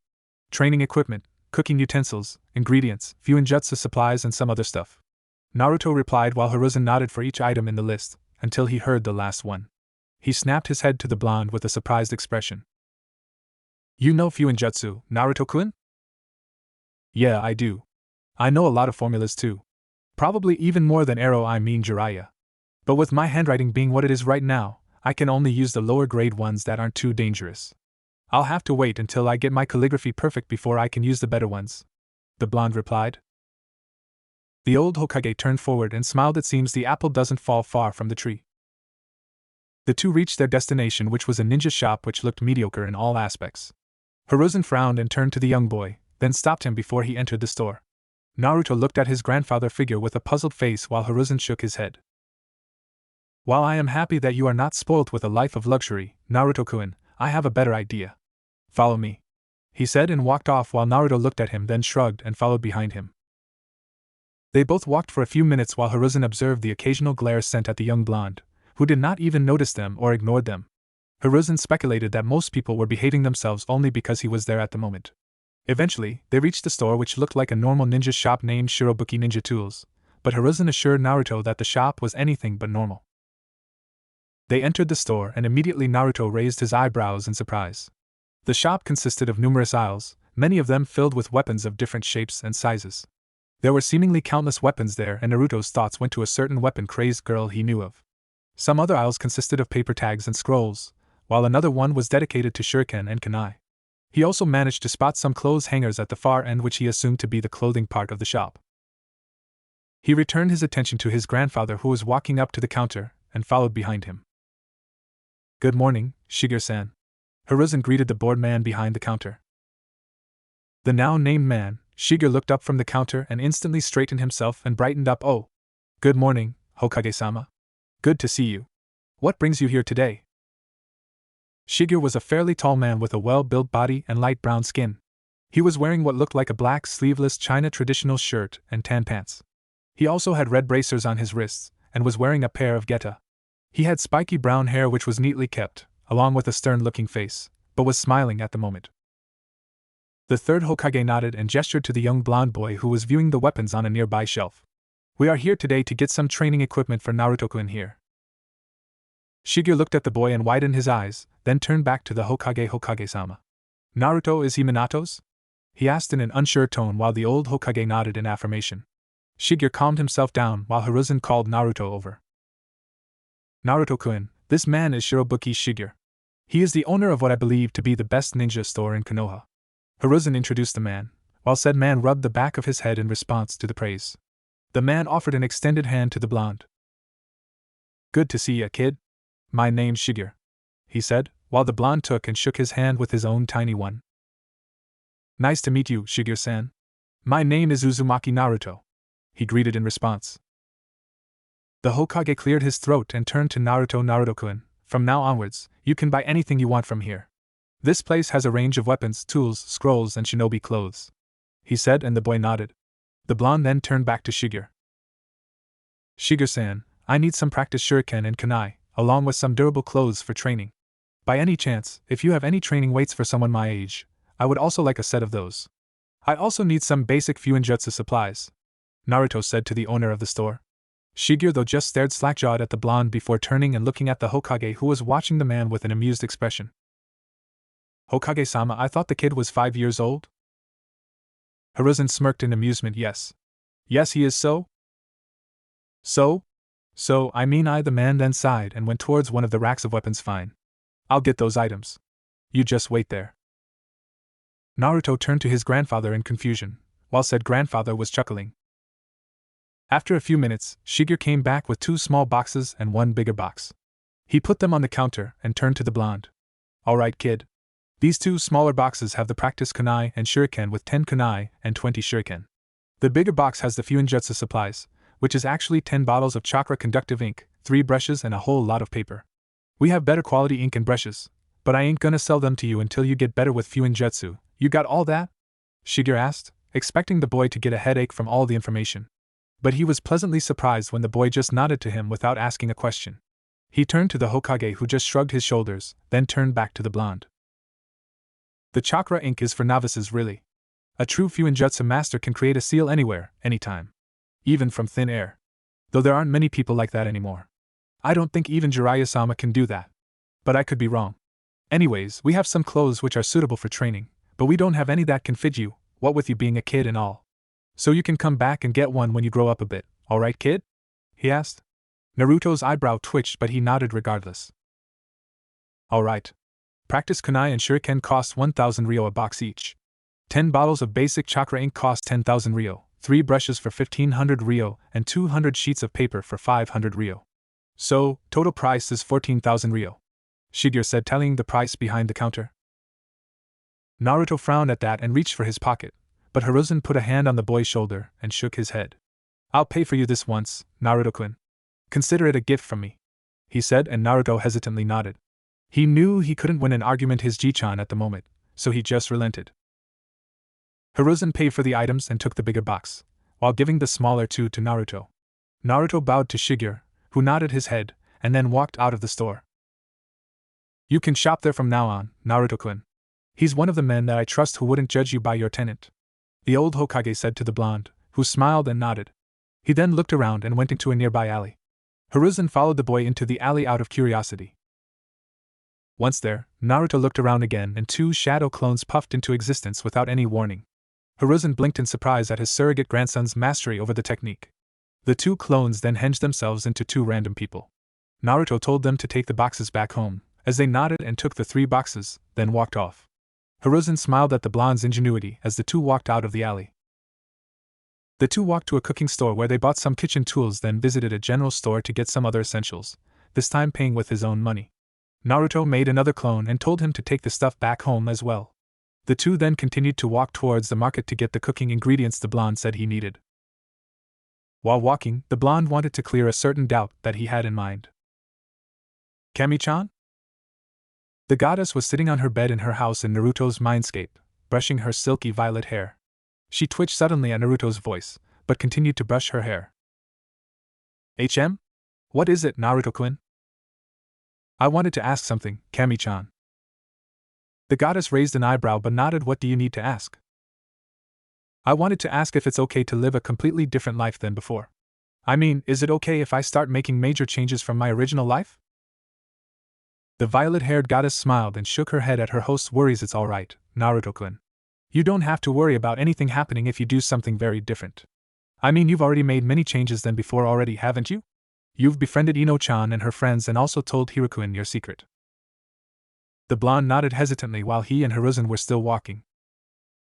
The woman smiled and put the brush down. She put on a silver clip on her hair just above the left side of her face.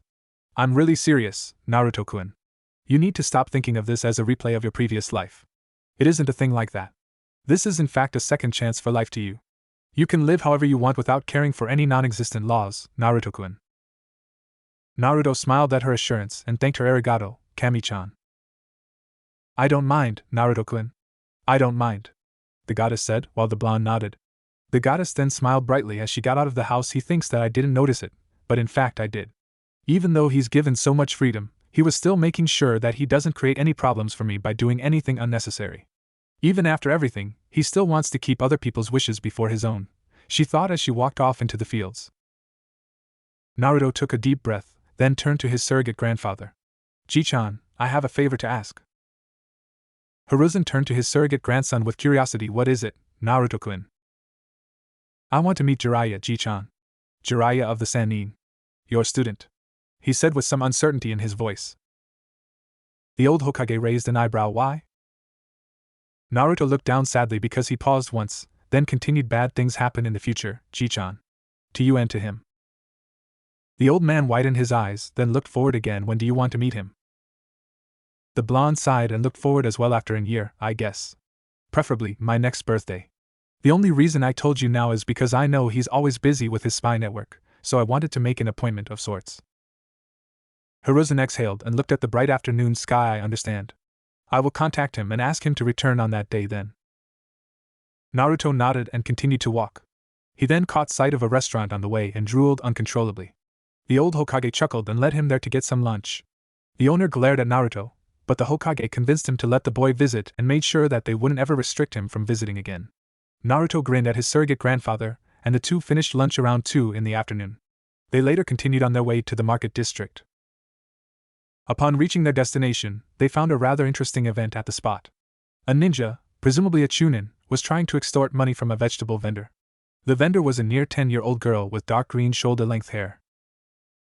Hey, damn it! Give me the money you owe me, girl, said the near 20-year-old male ninja. What? What money? I've never even seen your face until today, said the dark green-haired girl behind the counter. The people around her were whispering that her father, who was the owner of the shop, wasn't there when her daughter needed help. The man slammed his hand on the counter and threw away some of the vegetables on it. Your father owes me 100,000 ryo from yesterday night, girl. Now I want you to give it to me. The girl looked at his face for a few seconds, then gasped. Why you? I know you. You were there yesterday at the bar. I saw you from outside, playing cards with some other people and my father. I saw him win fairly, and you just slammed the table and walked out. My father won that money fair and square. He doesn't owe you anything. Hiruzen narrowed his eyes dangerously at the ninja and was about to move, but noticed that his blonde grandson was not beside him anymore. The ninja clicked his tongue and glared at the girl, who winced at his gaze. Damn it, girl. We ninja are the ones who protect you from all the bandits and idiots who tried to kill you. You owe us your lives because of that. It was also us ninjas who protected you from the KGH. He suddenly spit out. The man, girl, and everyone else around noticed that his throat was being crushed with a leg belonging to a young blonde boy. The blonde dropped to the ground while the man grabbed his own throat and coughed violently. He glared at the young boy and recognized him instantly. You! He spat out between coughs. The young blonde glared right back at the man. You're a disgrace for a shinobi of Konoha. I can't believe scum like you even managed to become one. The man's coughing calmed down and then spat at the young boy, who tilted his head to avoid it. Ha! And what are you gonna do about it, huh? Stupid dem. You don't deserve to be a shinobi of Konoha, much less a chunin. Naruto cut him off while the man glared at him. Isn't that right? The blonde turned his head to the side. Hokage-sama?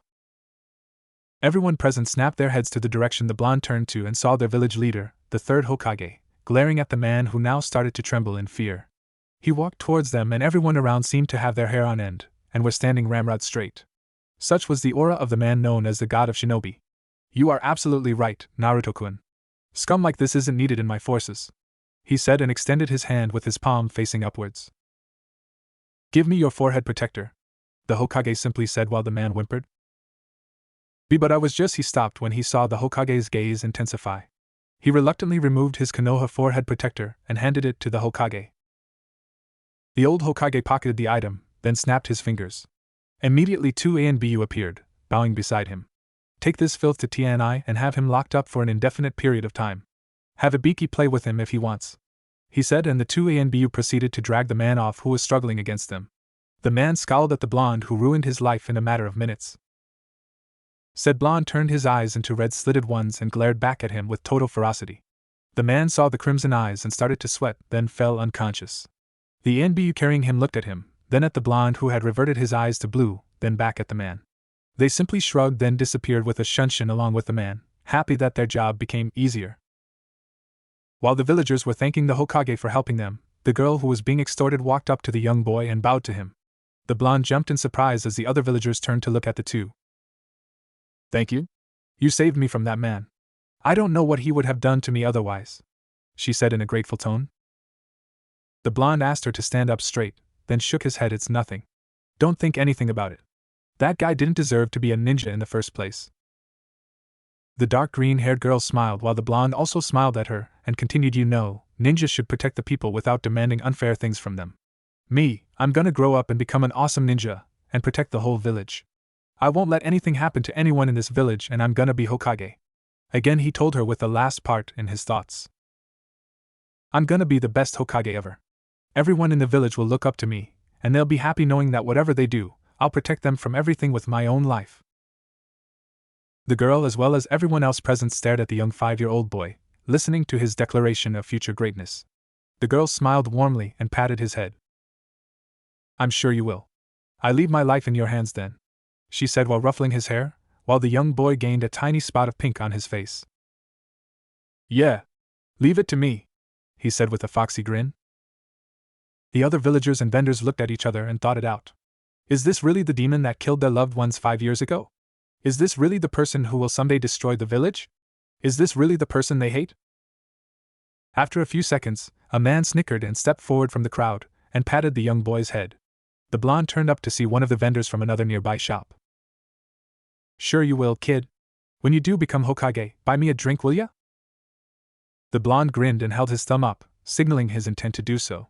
The man shook his head smiling and went back to his shop. The others chuckled at them and went back to their own businesses. The blonde grinned again and held a hand to the slightly taller dark green-haired girl. "I'm Uzumaki Naruto," he said to her. The girl looked at him, then smiled and shook his hand.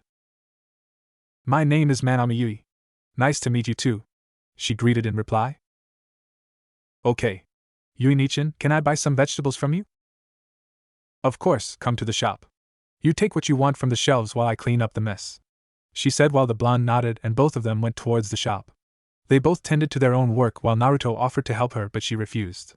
The two of them spent quite a while just exchanging words while Naruto picked out a large selection of fresh vegetables. Hiruzen, in the meanwhile, was watching all this from a distance with a smile on his face. It seems he managed to improve his reputation in the market district with his actions, if only a little. With time, they may come to see past the fox within him and see him as a person.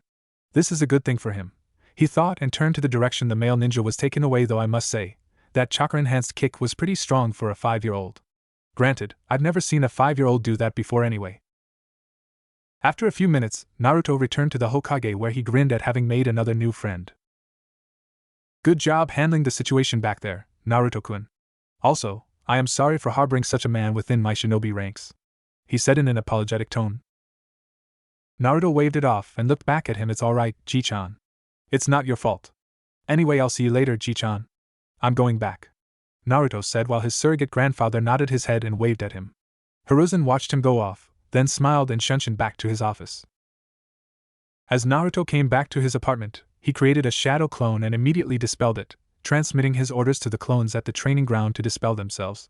He sat on his couch in a comfortable position and processed the memories flowing into him from the clones. After that was done, he went on to check out his new equipment.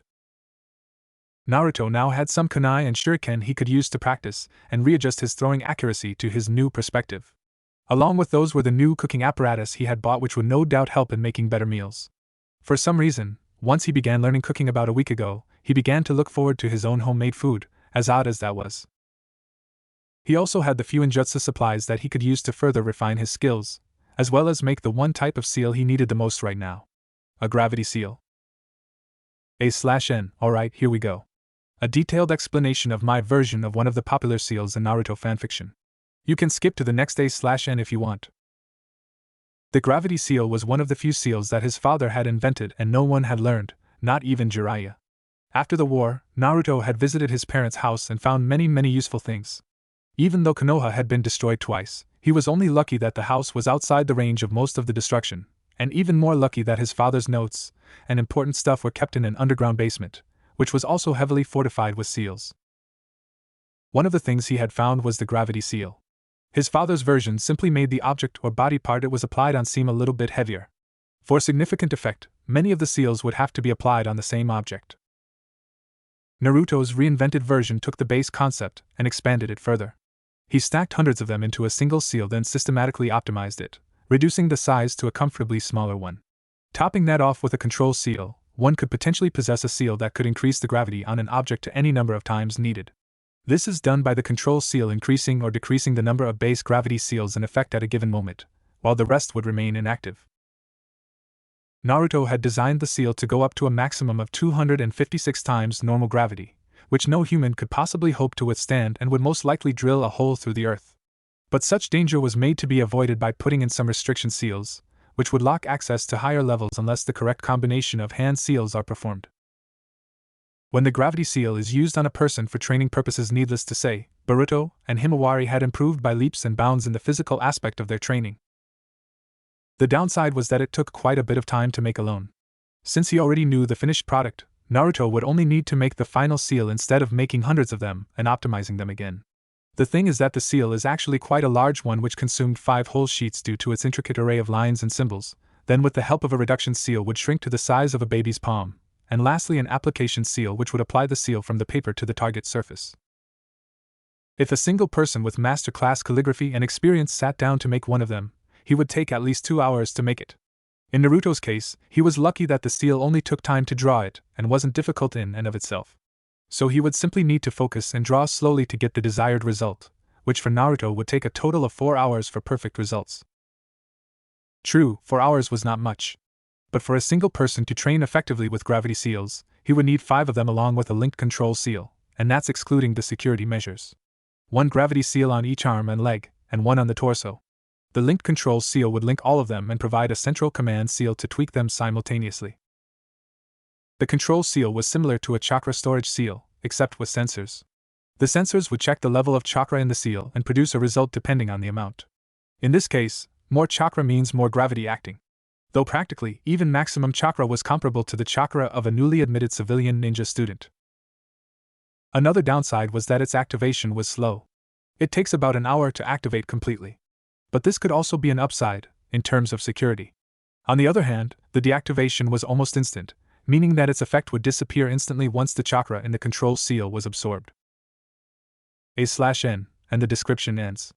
Thank you for your patience, and not destroying your monitor or cell phone in irritation.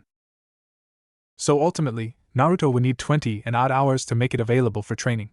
He could use shadow clones, yes, but he wanted to have the satisfaction and sense of security of making it himself. And because of the time needed for that, he would need a silent environment with no disturbance. He knew of a room in the Hokage Tower which was dedicated to the art of Fuinjutsu, and was therefore a soundproof environment. He decided to ask the old Hokage for access to the room. By the time his thinking and planning was over, one of his shadow clones returned from the training ground carrying the day's catch. Naruto widened his eyes while the clone grinned widely. They had caught a single boar and nothing else. Naruto was surprised to see good game, after a week of seeing hares and rabbits. Even more surprising was that it was a 5-year-old that caught it. This would probably last a few days if he used it resourcefully. It was now near 4 in the afternoon. So Naruto decided to get used to the new brush and ink for sealing. He spent the rest of the day practicing his calligraphy by making some storage scrolls and fragment parts of the gravity seal. Around 8 in the evening, he stopped and then went to work on making dinner. He, along with another clone, skinned the boar carefully, then cleaned it, and put the cut meat in the refrigerator. Though they still used a small batch to make some side dish to go with a bowl of ramen. He then went to bed with a smile on his face, happy with the progress he made today. The next day, he woke earlier than usual and finished his normal routine. Naruto packed all the necessary Fuinjutsu equipment into some self-made storage scrolls. He then dashed off to the training ground. Upon reaching, he created 40 clones again and instructed them to train in the usual fields, but exclude hunting. Instead, he told the 5 hunter clones to start the preparations for a small vegetable garden in the training ground. He gave them some money to buy the necessary tools and seeds as well. Even though hunting was a good way to get meat, he would most likely endanger the animals in the forest, and they would migrate away. He figured that after some time, he could eventually persuade the guys in the market district to sell to him normally. This way he could also make some money by selling leftover vegetables and animal skins. After things settled down, he left to go to the Hokage Tower. He purposefully went through the market district and went to Yui's shop. When he reached there, he felt his heart wrench painfully. A few people were gathered around the closed shop and trying to comfort a crying Yui. She was sitting next to the shop with her legs pulled in and her head tucked between them. Naruto went up to one of the people and called him. "Excuse me? What happened to Yui Nichin?" he asked one of them. The man turned to look at the 5-year-old, then frowned on seeing him, but sighed and told him the story. "You were here yesterday during that little incident, right?" Naruto nodded in response. "Well, it seems that Yui-chan's dad was scared of that ninja after winning his money, so he abandoned his daughter and left the village with a trade caravan. Yui-chan never knew her mother, and now she's all alone. Poor kid. She's such a good girl and that bastard ruined her life. She doesn't deserve this," the man said while clenching his fists. By the time he heard the entire story, Naruto was glaring at the ground beneath him with his own fists clenched tightly. He took a deep breath and walked to the crying form of Yui. He went up and sat down in front of her with his legs folded. "Yui Nichin," he called out to her. The 10-year-old, 4.5 foot tall, dark green-haired girl twitched at his voice and slowly raised her face. Naruto's own eyes were on the verge of leaking tears at the sight of her weeping face. Despite only knowing her for a few hours and actually talking with her for even less than an hour, Naruto considered her as one of his precious people already, and would protect her no matter what. Seeing her in this state made his body tremble ever so slightly. "I heard what happened. Please calm down, Yui Nichin. It hurts me to see you crying like this," Naruto said to her in a shaky voice. As soon as Yui recognized the person in front of her, she immediately clung onto the 3.5-foot boy. She wept uncontrollably while holding him tightly. "Daddy, he abandoned me to keep some money. He was the only family I had. What am I supposed to do now?" she asked him in between sobs. Naruto looked down, then rubbed her back gently while whispering soothingly in her ear, "It's okay, Nei-chan. It's okay. You still have me. I'll be your Ototo, younger brother, for you, and you'll be my Nei-chan. I won't let you be alone." She just nodded and tried to stifle her sobs. She then asked Naruto something he did not ever expect. Can you come and live with me?" she asked shakily. Everyone around heard it and they, as well as Naruto, widened their eyes in surprise. Naruto tried to look at her face, but she wouldn't let go of him and hence couldn't see her. He frowned to himself and tried to think a way out of this situation. If Naruto, the so-called demon brat, lives with a civilian, people would start gossip and things could possibly go downhill for him, as well as for Yui. Bad rumors would start spreading about her, and she'd become a social outcast. Not to mention the fact that he only met her a day ago, and things can't possibly go this fast. It would most probably turn out horribly for both of them in the end. Naruto tried to pry her off him, but was unable to do so. He gulped and tried to talk her out of it. "Why, Yui Nichin, I don't think that's a good idea. People would think that I'm taking advantage of you and talk about both of us badly." So it's bet he was cut off by Yui, who furiously shook her head. No, it's not like that. You are a good and well-mannered boy, Naruto-kun. I see you as my Ototo and I know you wouldn't do anything bad. I won't let anyone say anything bad about you," she said, loud enough for everyone to hear. Naruto started sweating lightly at the situation he landed himself in. He shakily looked around to see the others' faces, and what he saw surprised him. He expected to be glared at and whispered bad things about. But instead, the people around the two were frowning in thought. He saw some of them talking to each other about something, then all of them turned back to him. A minute later, a tall and muscled man came up to the two children on the ground and kneeled down on one leg. "Listen, kid, I'll be honest with you. I accept that not all of us here are very happy with you. But all of us love Yui-chan a lot more than we dislike you. So on behalf of all of us," he bowed lightly to Naruto, "we ask you to keep her happy. And if that means she wants you to live with her, then we'll suck up our dislike of you and accept it. Please help her," he said, and the others also bowed their heads to him. Please keep in mind that they did not prostrate, instead they just bowed their heads. Naruto's eyes were bulging out of his head by now. The villagers who he knew to hate him from his birth actually bowed their heads to him in order to keep this girl happy. Something was wrong. Something was definitely wrong. Things were going too fast, and it was unnatural. He had to find out what was going on. But before that, he needed to resolve the situation he was in at present. Naruto slowly pried Yui off of him and held her hands, while looking at her face. "I understand, Yui Nichin. I will live with you from now on and I will be your Ototo. You are my Nei-chan from now on and I will keep you happy as a part of your family," he said, looking straight into her jade eyes with his own cerulean blue orbs. Yui's eyes lit up in happiness, and she immediately glommed him again, with wet eyes but not crying. She closed her eyes and only one phrase kept coming from her soft lips: thank you. Naruto smiled and hugged her back as well. The people around them smiled at the sight of the two youngsters, and Naruto rubbed her back soothingly until she fell asleep right on him.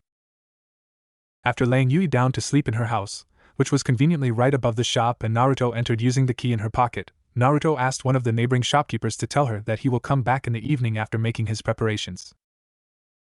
Naruto then left the area to go to the Hokage Tower with a different objective in mind than before.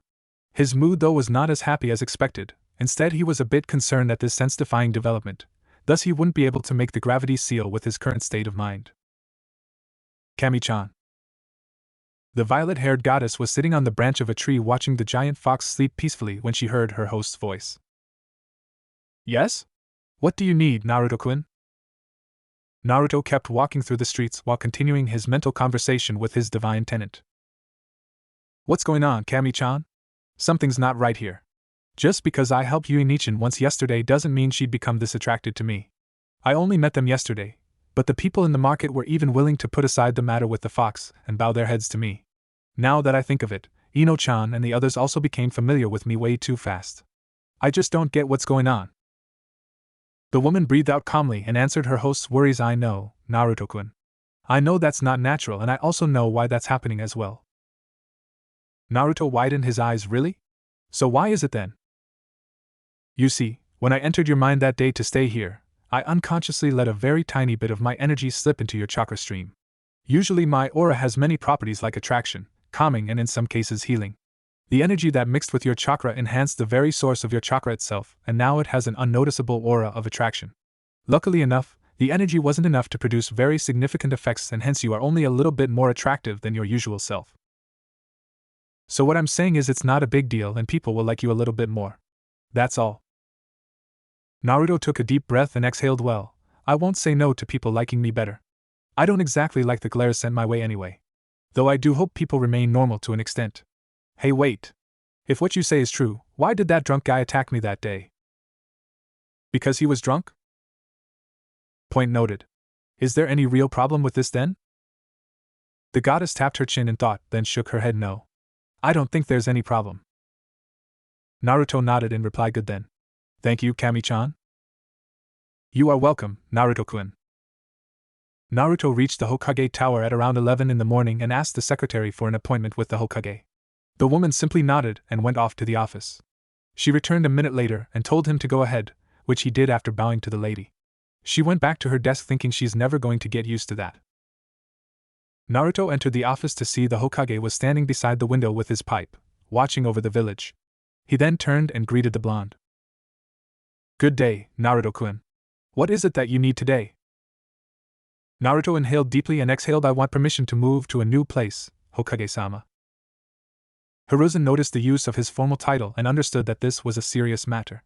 He took a puff from his pipe, then went and sat on his seat. Explain, he said in a serious voice. Naruto nodded and explained the situation to him. Yui's father abandoning her clinging on to Naruto as a lifeline, the people themselves requesting him to help her, and his own political view of the situation. The old Hokage took in every detail of the story and kept nodding. He was more surprised with the boy's forethought regarding the civilian side of the council, but managed to hide it nonetheless. So, in my opinion, it's better to get the support of a large number of civilians first, and then inform the council of the situation, if at all needed. Though personally, I think it's better if you don't say anything at all until they find out themselves. This would most probably not cause too many problems for you, and they can't say anything because you'd already have the support of the people by then. The boy concluded. The Hokage rubbed his chin in thought, then nodded. He took a paper from a shelf along with a brush and ink, then wrote something on the paper. After finishing, he channeled some of his chakra into it, then handed the paper to the boy. Naruto read through the nearly blank document, which only had some words at the top and bottom, which basically said that the signatures in the sheet attest to supporting him in moving in with the civilian Naomi Yui, along with the Hokage's own signature at the top of the blank list. Naruto looked up from the document in his hands and saw the Hokage smiling at him. Naruto-kun, you go and get as many signatures as you can from the civilians and I will let you do what you want. Naruto nodded and looked at the sheet again, then decided to try his luck. Hokage-sama, could you give me some more of these? He asked, gesturing at the sheet. The Hokage shrugged and made 2 more of those documents, and gave them to the boy. The blonde got up from his seat, then bowed to the village leader and left the office. Hiruzen went back to the window and looked down at the village. This is an interesting development. Though it is wrong of me to use that poor girl like this, one of 2 things will happen in regards to this situation. Either the villagers will claim that Naruto threatened and did something to the people supporting him, or they will come to understand that he isn't a bad child and treat him better. I strongly hope that the latter would occur, he thought, and took another puff from his pipe. The moment Naruto got out of the tower, he dashed to the market district, skillfully avoiding all human obstacles in his path. He then spent the rest of his day collecting as many signatures as he could from the people there. Not so surprisingly, word had already spread about the situation. What was surprising was that a lot of people knew Yui. She was a happy girl who used to work at the vegetable shop for a year along with her father. Many people had a soft spot for her, and hence they wanted to help her any way they could. Naruto skipped lunch and playing with his friends today, and instead tried to get as many people to sign the document as he could.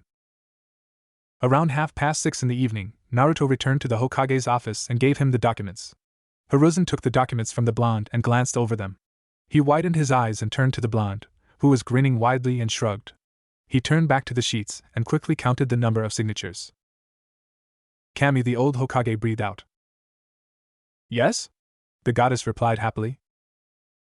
Naruto chuckled and shook his head. So, can I move now then? The old Hokage nodded dumbly. Yes, of course, Naruto-kun. With this many, even the civilian council can't say anything.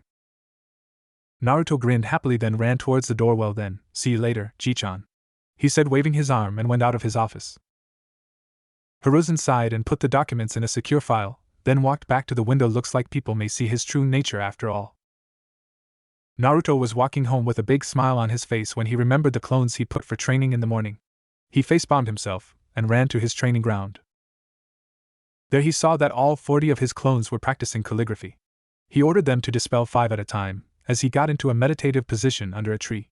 Once all of them were done, he found out that the clones that were doing chakra-consuming exercises, namely control and sparring, stopped and went to calligraphy to not get dispelled after using up all of their chakra. Practicing handwriting consumed their chakra at a slower pace, and hence they did that, in order not to waste any training time. This helped to refine his handwriting a lot more than usual, and with some experimentation, he found that it was good enough to be able to make some higher-level seals like security seals. With regards to the vegetable garden, he learned that his clones made all the necessary preparations except planting the seeds themselves. They even built a makeshift fence for the time being. He went back to his apartment and began packing all the things he would need in his new abode. What he realized was that there weren't that many things he would need except his few ninjutsu supplies, training equipment, cooking ingredients, cup ramen, the newly bought stuff, and his clothes and toothbrush. After everything was packed in his storage scrolls, he stuffed them into a bag and took one last look at his apartment.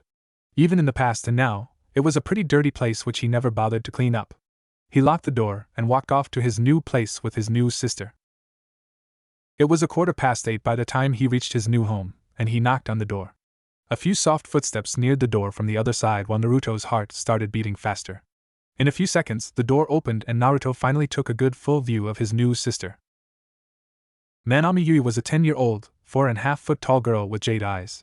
She had a little longer than shoulder-length dark green hair covering her ears, with 2 straight bangs framing her cute face up to the chin. She had bright tan skin and was wearing a white one-piece dress which reached her knees, whose bottom half consisted of green leaf patterns. She had a curious expression on her face which soon turned into happiness. "Naruto-kun, you came," she said gleefully. Naruto instead pouted in response. "Of course I did. I promised my Nachan that I would." Yui giggled and let her new Ototo in, which Naruto gratefully accepted. Though he was here once in the morning, he now took a good look around the house. It was a fairly spacious house with a large living room, a kitchen, 2 bedrooms, a bathroom, and a small balcony. The living room had a good-sized couch along the far right wall from the main door. In front of it was a coffee table, and along the walls beside the couch were some shelves with decorative figures and flower vases, and a few bookshelves.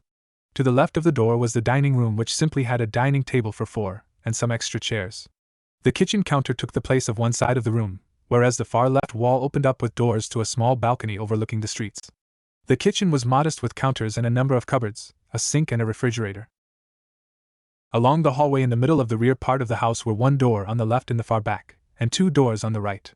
The first half of the left hallway was open to lead to the kitchen, and the second was the door to the smaller bedroom, which had a small 2-person bed with other simple furniture. The first door on the right was that of the main bedroom with a large queen-sized bed with white pillow and mattress, and jade covers. Along with the bed were 2 bedside tables, shelves, wardrobes, mirrors, and a table with drawers. The last door on the right was a simple bathroom with a spacious shower, a washstone, and an enclosed toilet. After seeing the entire house, only one thought raced through Naruto's mind. Was Yui's dad retarded? He must have been. There's no other explanation. Apparently, the goddess in his mind was thinking the same thing. Yeah, I mean, come on. This place is like a king's palace compared to my apartment. Who in their right mind would abandon this place for a little bit of money? Yes, this house would probably cost about 1.5 million Rio. But still, no one would give this up and a daughter for a few 100,000 Rio. Maybe there were circumstances we don't know about. That or he's stupid. Naruto summed up and the goddess shrugged in reply. Kurama was still in the middle of a day-long nap and didn't notice anything. Naruto proceeded to walk to the smaller bedroom before Yui called out to him, Naruto-kun, wait, could you maybe? The blonde turned back and looked at his sister questioningly. The girl fidgeted at her spot with a red face until the young boy questioned her, what's wrong, Yui-nichan? Could you? She took a deep breath and looked at the blonde. Could you move into the same room as me? I probably won't be able to sleep easily for a few days without daddy, so. Yui stared at the boy, then smiled and touched her forehead to his and closed her eyes. Good night, my Ototo, Naruto-kun, she said, and both drifted off into sleep. In another house, a platinum blonde-haired girl suddenly sat up straight on her bed and stared off into space. Why do I get the feeling that something I don't like is going on? She asked to no one in particular, and went back to sleep again. Meanwhile, a fair distance from Konoha. So, are we done? Asked a person in merchant garbs. Like hell we are. We told you to get the girl, not this fat ass, said another crude-looking person. What's so special about the girl anyway? Ha! What do you know? That girl has a special body that no one except this fat ass and the boss knows. He said that if she's given the right training, she'd be very useful for our group. The fat ass found out about our plans and ran away with the girl. We looked for them for a year and found she was here, Konoha, of all places. So what do we do then? You go back and get the girl, while we take care of this idiot. Pfff. He thought he could buy us off with some pocket change. Huh? What about our payment? You don't get any payment until you bring the girl. Damn you, if I wasn't about to go bankrupt because of low sales, I'd never associate with the likes of you. Yeah? Well, you are, and you don't have any choice. Now go get the girl and we'll talk about your precious payment, the crude man said while the other went off. The man walked over and removed a sword from a suspicious-looking mass of flesh on the ground. Get over here. Take whatever he's got and throw his body into a ditch. Get going. 2 more men came and started looting the body of any valuables. They then carried the body to a natural ditch and threw it there, and walked off dusting their hands. The body, which was now lying in the pit, could be seen having a tightly wound chain around his fist. Connected to the chain was an open locket with the photo of a 30-year-old man and a 9-year-old girl standing in front of a vegetable shop, smiling happily. A normal dawn on a normal Konoha. The giant faraway ball of fire that was the sun was slowly making its way above the horizon, warming the lands and awakening them from a night of silent rest. It was nearing 6 in the morning while the environment began coming to life. Yui's eyes fluttered open as she took in the obvious signs of waking up from sleep in the morning. Chirping sounds, check. Rays of light, check. Hazy eyes, check. Moving snoring teddy bear in her arms, check. Yui looked down to her arms to see that they were wrapped around a young boy with sun-kissed blonde hair and 3 whisker marks on each cheek, who was snuggling himself in her arms, unconsciously enjoying the warmth from the girl and the long mist-soft mattress. The girl froze as the memories and events from the previous day came rushing to her head. She stared at the peaceful sleeping face of her new Ototo with her red face while a smile etched its way onto her face. Slowly, she released him and got up from bed, taking care not to wake up the boy so early in the morning for no reason. She stood on her feet and stretched her arms. The girl took one more glance at the young blonde, and went to start the morning rituals. Yui brushed her teeth, while gazing into her face in the mirror. She noticed the dullness in her own eyes, but ignored it. She then saw the reflection of a rather chubby man walk across behind her while yawning. Yui widened her eyes and snapped her head backwards to see nothing. The emerald-haired girl stared at the blank wall behind her, then sighed through her nostrils and turned around, spit into the sink and cleaned herself up, then proceeded into the shower. She imagined the face of the blonde boy she knew and smiled unknowingly. But the more she thought of her very few memories with him, the more she remembered the face of the person who came to be the cause of him living with her. Deburo. The girl thought of him as her own father. She thought it weird that he didn't have any surname while she did. Deburo had told Yui a few years ago that he had adopted her as his own daughter when he had found her as a 3-year-old, unconscious outside of a wrecked building. He had told her that he knew her parents from a few meetings with them, but never went into detail. Yui, Being the innocent child that she was, never questioned him further since she didn't need to know about them back then because she had Deburo already. Her memories with him were all happy ones, with the both of them smiling and laughing without a care in the world. Though she had some memories that she didn't understand too well. Mainly the times when her father was sometimes on edge and the both of them relocated somewhere else shortly afterwards. 1 year ago, he was significantly nervous and fidgety, before he suddenly decided that they would migrate to Konoha. The months thereafter were some of the best times of her life as she got to work alongside her father, met many new people, made lots of friends with the people around their vegetable shop and such. Then came the memory of him leaving her without even telling her that he was going somewhere. She was shocked, to say the least, when the people told her that he had abandoned her for some money he won from a card game. Afterwards she had a near mental breakdown and descended into a sobbing fit in front of the shop, when the boy from the previous day came and tried to cheer her up, which led to him agreeing to become her younger brother and live with her for her own selfishness. Yui sighed as she felt the warm water hit her skin one last time, before turning off the shower and grabbing a towel. She shook her head clear of any depressing thoughts and focused on what to do from now on. She now had a new member in her house and she had to work twice as hard to sustain her family without her father around anymore. She got dressed quickly and put on the locket her father had bought for himself and her. And with fire in her eyes, she set off to work. Naruto slowly opened his eyes and blinked at the unfamiliar ceiling. It was 8 in the morning with the sounds of a few people going on about their businesses reaching Naruto's ears. Immediately recalling the past events, he turned to the side only to see an empty spot on the white mattress. He sprawled on the bed, stretching his limbs, then got up. He went out of the room and into the main hall. He looked around but could not find his new elder sister. He closed his eyes and formed an unnoticeable chakra field of around a 50-meter radius. Naruto, the former 7th Hokage, had a very wide range of skills which also included sensory abilities. He wasn't exactly a prodigy in the art, but he was among the upper ranks of sensors on his own. With a tiny bit of Kurama's chakra, he was easily the best sensor in the village with a range equivalent to 1.5 of Konoha. The only one who could possibly match him would have been Karen with her godly range of 10 kilometers or more. Granted, Naruto could still improve his own with more chakra and concentration. Back to the point, Naruto only made a small search field because he somewhat had an idea of where Yui would be and he didn't want to strain his body first thing in the morning. In a few seconds he locked on to the faint but familiar chakra signature he was looking for. He just stayed like that, sensing it go back and forth between a cart-like object and the store. He guessed that she was restocking the shop with fresh vegetables and opened his eyes. He walked out of the door and down the stairs, cracking his knuckles for a workout. Coming down the stairs, he walked right up to Yui, who put down a box of cabbages in the shop. She saw him coming and formed a smile. "Good morning, Naruto-kun/Yui Nichin." They both blinked at each other and chuckled. Yui got ready to head out to the cart again when Naruto grabbed her hand. She turned to him with a curious glance. "Let me help you, Neishan," said the boy while the girl just smiled and shook her head. "I appreciate the thought, Naruto-kun. But these may be a bit too heavy for you," she said, gesturing towards the cart. Naruto smirked and ran to the cart. He grabbed and lifted a relatively smaller box of carrots, with a huff. Yui just stared wide-eyed as she watched her 5-year-old brother carry the box slowly to the shop and put it down. Naruto wiped some sweat from his forehead and grinned at her before running back to the cart. Yui wasn't about to let her Ototo outshine her, so she also got to work. What the girl didn't know was that Naruto was reinforcing his muscles with chakra to be able to lift the boxes. 5 minutes later, both of them set down the last box of onions and stood up. They glanced at each other, panting heavily after the box relocation event.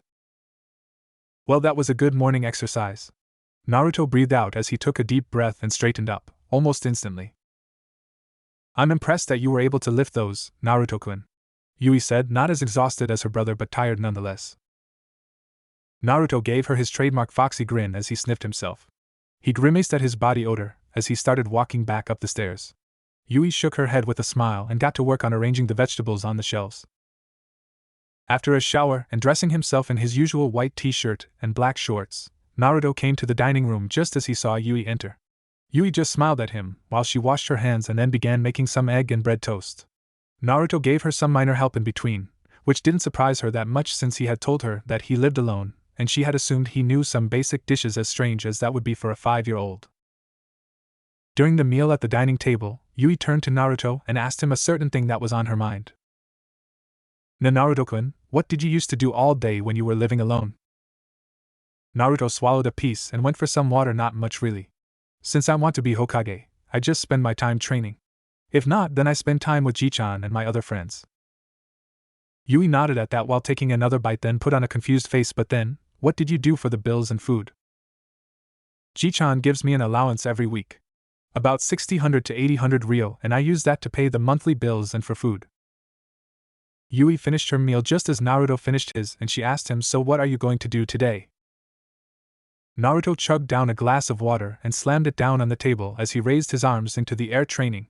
He shouted before running to the door and put on his sandals. He ran out the door shouting by Nei-chan, while Yui giggled at his antics and set to cleaning the table before going to work herself. Naruto reached his private training ground as he quickly created 50 shadow clones and put them to work. His control had gotten much better than before, and coupled with the morning's exercise, made for an extra 10 clones. But it was still a speck of dust compared to his record of 5,000 clones, but it was slowly but surely improving. He put 15 clones on chakra control, 10 on taijutsu adjustment, 15 on kunai and shuriken adjustment, 8 on calligraphy, and 2 on food retrieval. He told the last 2 to plant the seeds in the garden first, then go find some wild fruits for lunch. And before long, he realized that he had left the seeds, practice weapons, and fuinjutsu equipment back at the house. He facepalmed himself, then instructed the last 25 to split between the other exercises, while he got ready to make a marathon sprint to the house, then dashed out of the training ground at speeds that would put a normal cat to shame. Note: Tora is not a normal cat. Zipping past the crowd, he reached the shop/house and was about to go up the stairs when he noticed a merchant talking to Yui inside the shop. Normally, this wouldn't be that unusual and people would ignore it. But Naruto observed his body language and his tense stance, and couldn't help but be suspicious. Light paranoia is a ninja's friend in this world after all. Heightening his hearing with some chakra, he shamelessly eavesdropped on the conversation. So, how about it, miss? I'm not sure, sir. I mean, we already have the usual supply for us, so we don't really need new stock. Please don't say such things, miss. Our products are all imported from other countries. You need only come to our caravan near the village gates and pick out the stock. But You can come whenever you're free, miss. It's rather crowded there during the day as well. I'll be waiting there for you. He bowed to her and walked out of the shop. Naruto narrowed his eyes at the man and made 2 shadow clones. One hinged into a random villager, while the other climbed up to the roof.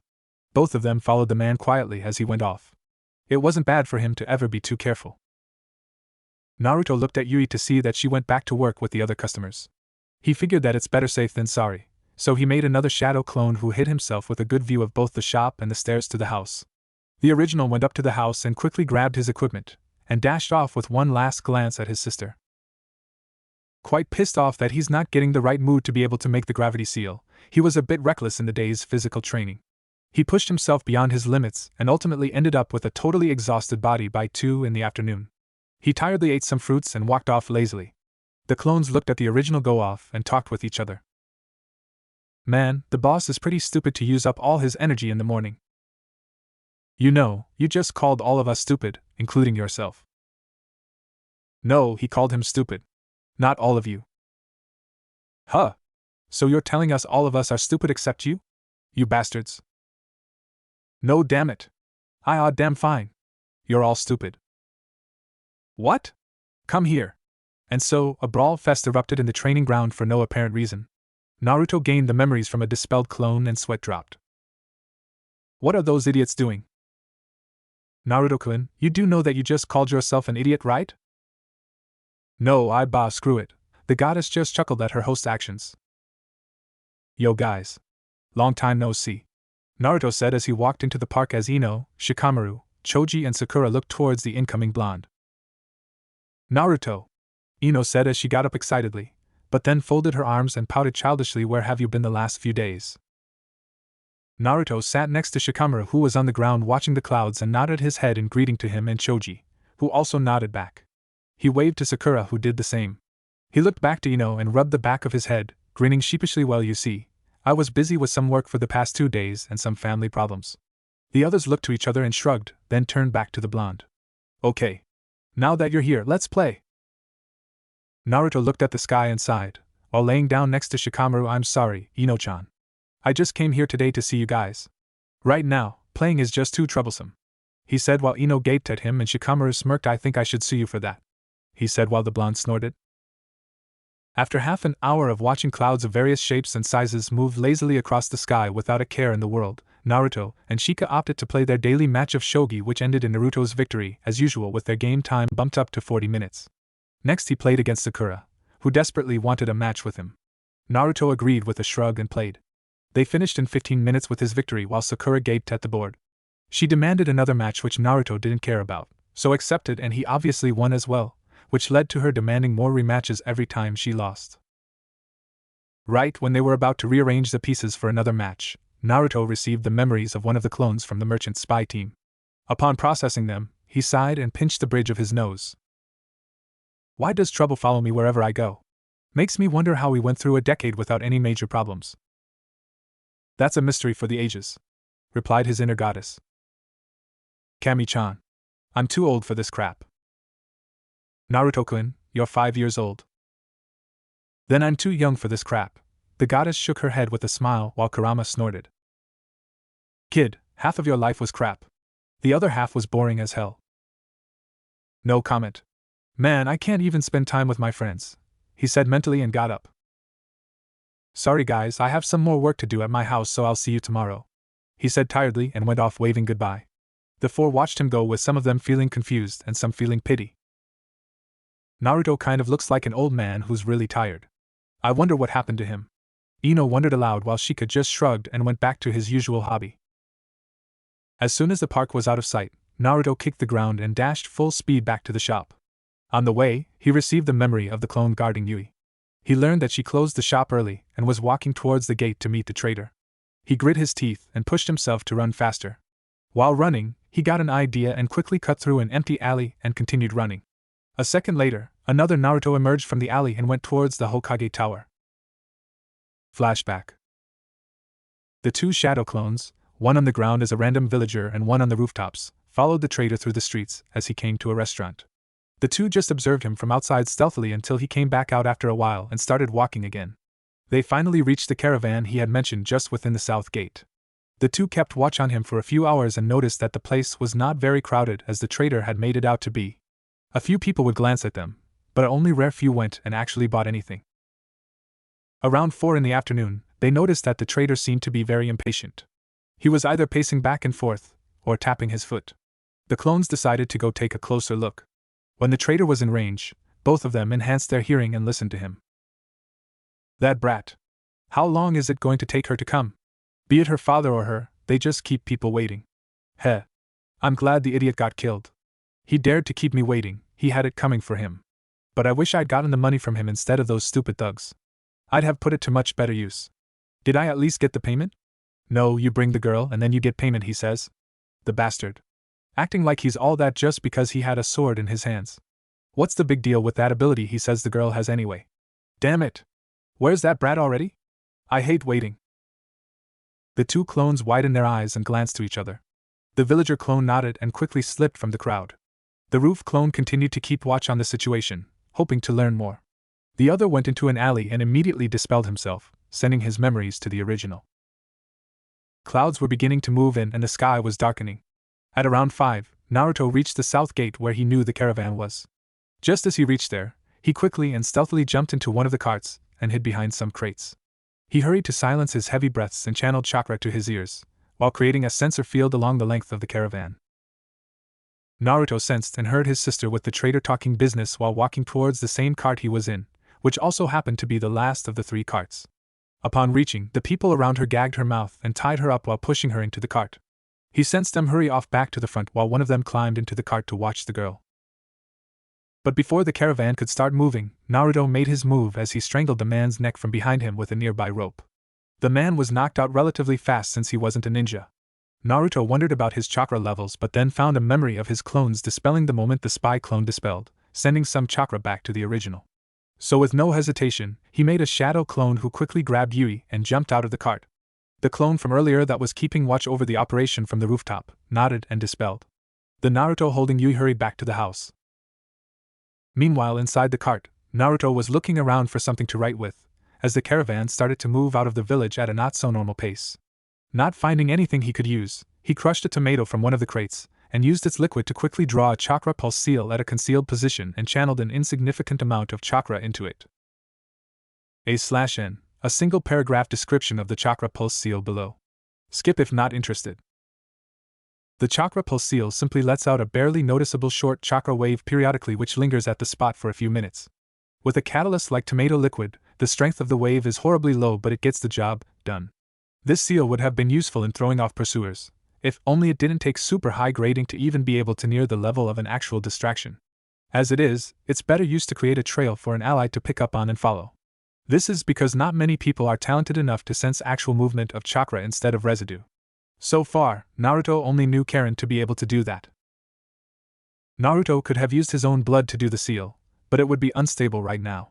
He was also taking precautions to not alert the possible rescue team to his Fuinjutsu skills. Though with the situation he was currently in, he could care less. Once the caravan went out of sight of the village gate, it picked up the pace drastically and was going pretty fast now. The reason why Naruto was even in the caravan was because he wanted to find the root of this issue and end it, to make sure they wouldn't come for Yui again. Naruto noticed a man from earlier groan and start to wake up. So the boy quickly made another clone who hinged himself into the tied-up form of an unconscious Yui while Naruto hid himself. The man woke up and noticed the girl still tied up and asleep. He rubbed his neck which was oddly itchy and scratched his head, seemingly having forgotten something, but then shrugged and leaned onto the cart wall. Meanwhile, Hokage Tower. The third Hokage paced around the room with worry obvious on his face as he heard a knock from the door.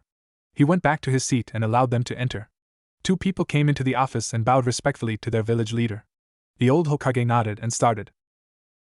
"I believe the both of you know about Uzumaki Naruto-kun, yes?" he asked them as both nodded. "Have you heard about his new abode as well then?" he asked, and they nodded again. "Then I will get straight to the point. His sister Manami Yui had been kidnapped by some men posing as a trade caravan near the south gate. But luckily, Naruto-kun managed to get her out before they left the village," he said as he noticed one of the men's shoulders slump slightly in relief. "However, my informant told me that the boy himself took her place by disguising himself as his sister, in order to get to the root of the situation and take care of it," he continued as both of the men widened their eyes. "Now your mission is to find this caravan and rescue Uzumaki Naruto from them. Once that is done, you will learn more about the situation and find a way around it, while eliminating any threats to the boy as well as any other citizen of this village. Is that understood?" he said in an authoritative voice to which both of them nodded in seriousness. "This is an A-rank mission due to the possible threat to the village, and also because of the importance of the boy to this village. Once accomplished, bring the boy with you to my office." "Dismissed," he said, and the two men bowed to him once more before disappearing in puffs of smoke. The old Hokage went to the window and looked towards the south gate as he noticed the two men from before racing across the rooftops at high speeds. "Stay safe, Naruto-kun. You are not in the future right now, so you are not as strong. I trust that you will not do anything more foolish than what you already have and take steps not to get yourself killed. Help is coming, Naruto-kun. You need only wait," the third Hokage thought to himself as he went back to his work. Outside Konoha South Gate. The two men were racing beside the road looking for any clue of the caravan. Then they stopped as both of them glanced at each other. "Do you feel that as well?" one of them asked while the other nodded. "A faint chakra presence going along the road. It's getting weaker by the second," the other said. "The boy must have either been scared or was purposefully flaring his chakra intensely along the path," the first said. "Doesn't matter. Let's follow it quickly before it disappears. Well, even if it does disappear, there are some tracks on the road anyways." Both of them nodded and continued dashing along the faint trail of chakra. The caravan had stopped after 2 hours of travel and the trader from before had pulled Yui/Naruto clone out of the cart. The two of them walked through the forest while Naruto erased the chakra pulse seal and followed them from above via tree branches. He watched his clone put up mock struggles every now and then, to create more trail clues. Finally they reached a clearing where 3 people who seemed to be bandits were waiting. The trader pushed Yui to the middle one of the 3 who smirked and tossed him a pouch, presumably full of money. The trader caught it and examined its contents before smiling. He and the bandit leader made small talk for a minute, then both of them left their own ways. Naruto followed the bandits as they crossed a narrow stream and continued through the forest. It was 7:30 with dark skies and occasional drops of rain, when they reached a cave entrance which was hard to notice because of the shape of the cliff face. They all continued inside while Naruto decided to put more distance between them and followed inside. The cave was around 10 feet wide and the ceiling was high enough to stack 2 people vertically. The walls were of plain rock and the tunnel was fairly dark as well. But besides that, it looked like a completely normal cave which wouldn't arouse any suspicion. After a few twists and turns, The cave opened up to a bigger and more populated area. There were lots of crates and bags around, seemingly making counter-high walls between compartment-like spaces. There were also some tents with beds and futon in them. A few campfire-like flames were around, but most were unlit. There was a makeshift bar at a spot surrounded by more crates which served as tables and chairs. There was a torch in each space and people were either sleeping, drinking, chatting, arguing or playing cards. A/N, stereotype warning. And maybe pedophile warning, maybe, tongue sticking out. Naruto quickly took to sticking to the high ceiling of the cave rather than the ground, since the ceiling was not well lit like below, and was pretty dark. He watched the four from earlier cut through the path and go to the more open back space.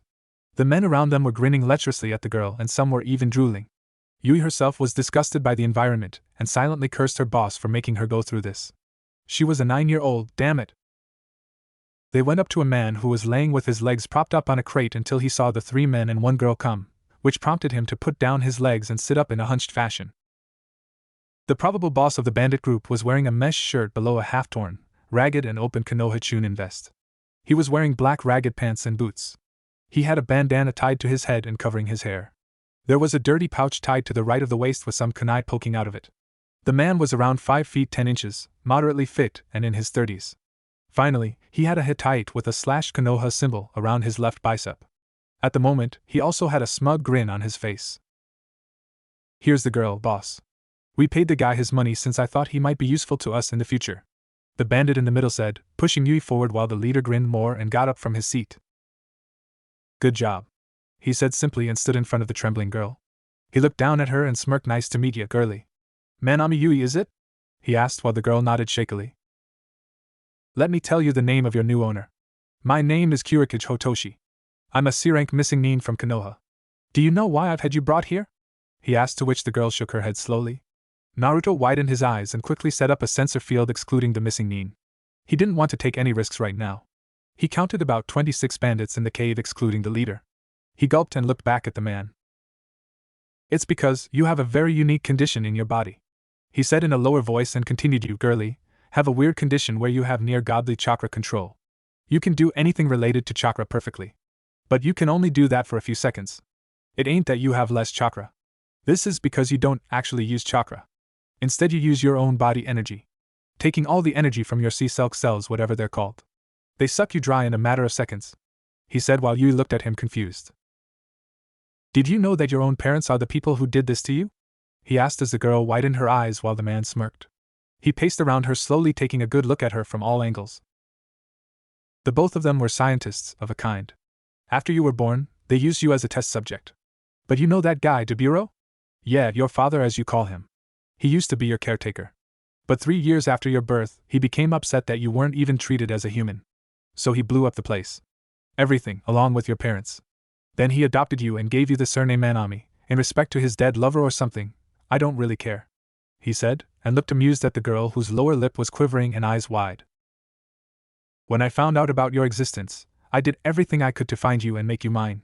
But the bastard Deburo was the most slippery guy I've ever met. He avoided me for 6 years. Ha! Bravo to him. But then I came particularly close to getting you 1 year ago. But he again slipped away with you. I looked around for 9 months, then I found out you were in Konoha," the man told the girl, who was sniffling lightly. "But do you know what he did after that? He gave up. Yesterday, he came to my boys and tried to pay them to stay away from him and you. Of course, I wouldn't do that and neither would my boys, so he got a blade to his chest instead. We still kept the money though. Ha ha ha ha ha." He laughed at the slowly sobbing girl. "Now do you know why I wanted you? It's because with godly chakra control such as yours, you can serve me 2 purposes. 1, you can become the equivalent of a first aid kit for our group. 2, I can use you to improve my own power. You can just tune up my entire system and make me as strong as the Hokage in only a few hours. Your stupid energy problem can be solved with a few drugs. Though I can't say you'll be alive at the end of it." "Heh," the man said with a smirk. "So let's get you all settled in, shall we?" he said in his normal loud voice, and made to stand tall in front of her with a smug grin on his face. Suddenly, Yui stopped crying and trembling, while her eyes were shadowed by her bangs. The man raised an eyebrow at her before she raised her head to show her face to him. The man scowled at the sight in front of him. Before him was a tied-up emerald-haired girl with a pretty smile on her face looking at him. "Zannan, too bad," she said cutely before she started to glow. The man widened his eyes and jumped back quickly, just as the girl exploded violently, throwing the 3 bandits around her away from her. Then just as sudden, 5 small puffs of smoke appeared in separate parts of the cave and 5 more smaller explosions rocked the cave. A/N. Regarding that Japanese word, I only put it there for some people to imagine her in a cute way. Meh, just ignore it. The bandit leader, sensing some movement, immediately threw a kunai at a part of the ceiling, but the person dodged and dropped to the ground a few feet in front of him. Hotoshi got a good look at the figure in front of him. He was a child who was more or less 5 years old, had blonde hair and 3 whisker marks on each cheek. Simply said, he was a runt who didn't look the least bit dangerous, excluding the glare the boy held towards him. Hotoshi then smirked at the blonde. So all the stuff I said earlier was me talking to you, huh? He asked amused, while the blonde kept up his glare. Looks like you're pretty good, kid. Apparently you know Bunshin Daibakuha, clone Great Explosion. Pretty damn good for a 5-year-old. But you ain't beating me with just that, brat, he said and dashed towards the boy. Hotoshi tried to punch the runt's face, but the blonde jumped and landed on his outstretched arm. Naruto kicked at the man's face, who grabbed it with his free arm before it hit and threw the blonde down to the ground. Naruto grunted and immediately rolled away from a stomp. He thrust his leg out at the man's shin, but said man kicked back, pushing away the blonde's kick with his superior physical strength. Naruto flied away, but flipped and landed safely. He quickly ducked down, barely missing the kunai to his face before he was sent flying away again by a leg to his side, which he only just blocked with his arms. He skidded on his feet across the ground, then held up a cross seal, making 2 shadow clones. Damn it! I'm beginning to hate being a kid, Naruto thought as he took a second to heal his bruises, while sending the clones ahead. Hotoshi raised an amused eyebrow before blocking a punch to his face from a jumping clone while sidestepping to avoid the other. He back-kicked the clone, dispelling it as he grabbed the other and threw it towards the original. The clone dispelled itself in a puff of smoke just before it collided as a bottle came flying towards Hotoshi through the smoke. The man caught it and threw it back at the smoke and heard it shatter on the ground. Naruto jumped out of the smoke with his right hand cocked back. Hotoshi moved to intercept it before he noticed a slight blue glow on the boy's palm. The man widened his eyes while he crossed his arms in defense as the boy thrust his palm out. Futon, Repusho, wind release, gale palm. A strong wind erupted from Naruto's palm and sent the man flying. Hotoshi grunted as he crashed through a crate and skidded on the ground on his back before he quickly rolled back into a standing position. He spit out some saliva with a tinge of red as he glared at the blonde, but then smirked. You're good, kid. Far better than any damn 5-year-old I know. But not good enough. Damn. I can't believe I have to stay on guard against a brat. Now, while I want to kick the snot out of you, my buddies here want to do the same thing, he said as the other bandits came between the two. One of them smirked and ran towards the boy with his sword raised high. Naruto narrowed his eyes and sidestepped the sloppy move while he jumped up and spun around, backheeling the man's face and sending him tumbling along the ground. The moment he landed, a kunai rushed through and struck his left shoulder. Naruto cursed his carelessness as he pulled out the kunai and gripped his shoulder, while Kurama's chakra already started healing the wound. He glared at the smirking bandits as they walked towards him, while Hotoshi patted his kunai pouch and folded his arms, his usual smug grin back on his face. Naruto was in no position to fight right now. He may be strong and have super regeneration, but he was still a 5-year-old and was quickly running out of energy. He was panting heavily already and could only barely stand. Kurama. How long can my body sustain a tailless cloak? The fox frowned and replied to the blonde. 5 seconds. 10 seconds at the most. Then you'd probably go into a coma for a short while. Your physical body is still weak and can't handle that much power. Damn it! What do I do? Come on, come on, come on! What do I dash? Naruto stopped as he sensed a very familiar chakra enter his field. One of the bandits walked up to him as he held his axe high. Game over, brat, he said as he swung it down. Raikiri, lightning cutter. Naruto's super-enhanced hearing, further enhanced by the current adrenaline in his body, barely heard the angry whisper that came from the entrance of the cave. In an instant of hearing it, a familiar loud crackling noise sounded throughout the cave as the bandit's weapon arm was ripped off by a bright bluish-white light and the bandit was sent flying into the cave wall by a leg. Naruto widened his eyes and looked in awe at the figure in front of him. Gray body armor, black ANBU pants and black shinobi sandals, with a tanto strapped to the back. But most of all, 2 features immediately caught his eye. A dog mask and gravity-defying silver hair. No doubt about it. This was Kakashi. Hatake Kakashi. His old teacher and the man who became the 6th Hokage. His father's disciple and one of his most favored people. the man who took him and two others he knew very well as his students. This was Sharingan no Kakashi, Kakashi of the Sharingan. The dog-masked Anbu stood in front of the barely standing boy, facing to the side. He turned to the blonde and frowned at the blood from his shoulder. "You alright, Naruto?" he asked with a neutral voice, masking his worry. But the blonde knew that he was worried and was trying to hide it. He smiled inwardly at his actions. It made him happy to know that Kakashi was worried about him even if he was trying to hide it, but still slipped it by calling by his first name.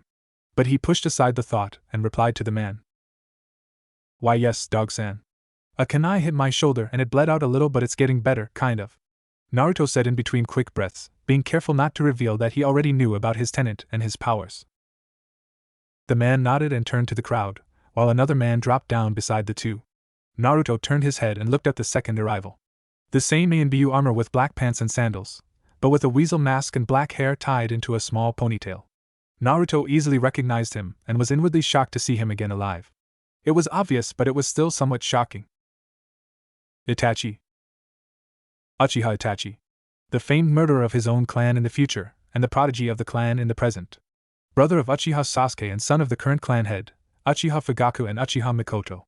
The second Sharingan user in the Akatsuki and once the object of his brother's hatred.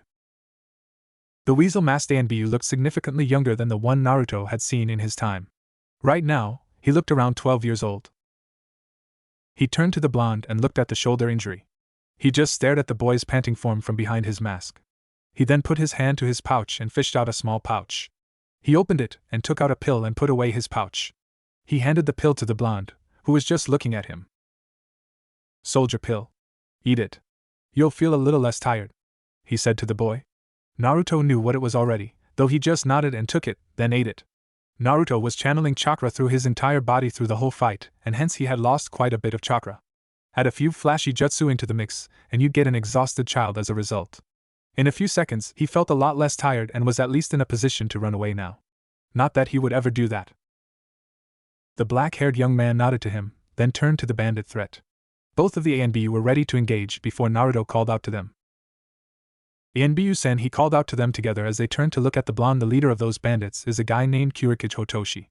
He said he's a C-rank missing nin from Konoha, and he's the guy that threw the kunai to my shoulder," Naruto said, pointing to the far back of the bandits. The two Anbu looked towards the back of the crowd and indeed saw the wanted bingo book bounty head, glaring at the trio. Itachi, the dog-masked Anbu, started but was cut off by the weasel-masked Anbu. "I know, Taicho, Captain. I'll take out the legs, you go for the head," he said while the other nodded. The silver-haired man turned to the young blonde. "Stay here, kid," he said while the blonde nodded, then went and took cover behind a crate wall. The two Anbu turned back to the bandit crowd and released their pent-up killing intent. The bandits all widened their eyes and started to tremble, and even Hotoshi had a drop of sweat sliding down the side of his face at the intensity of the two. "Don't think you're getting out of this alive," both of them said in unison, as Itachi dashed forward and punched the bandit nearest to him in the face as he jumped onto the shoulder of another and leaped into the air. He quickly formed some hand seals and took a deep breath. Katon, Gokaku no Jutsu, fire release, great fireball technique. Barely a moment later, a giant fireball came rushing down towards the bandits. All of them panicked and tried to run away but couldn't do that because of crowding the area so much. The fireball fell and devastated the majority of them, while a few were lucky enough to be on the edges of the crowd. Ultimately, more than half of them were burned alive while the others got away with a few minor burns. With the way clear, Kakashi rushed into the fray, jumping over the burnt bodies as he went straight for the missing nin. Hotoshi hastily threw a kunai at him and rushed forward behind it with another kunai in hand. Kakashi bent slightly to the side to avoid it, then locked blades with the bandit leader. Hokage Hotoshi. C-rank missing nin of Konoha. Wanted for attempted theft of secret clan techniques. You are not going to live to see another day, the dog-masked Anbu said ominously as both of them jumped back. Kakashi dashed forward the instant he touched the ground. Hotoshi ducked and barely dodged his tanto over his head but was unable to dodge the fast knee to his face. He stumbled backwards and hurriedly sidestepped the incoming thrust kick and threw his own high kick.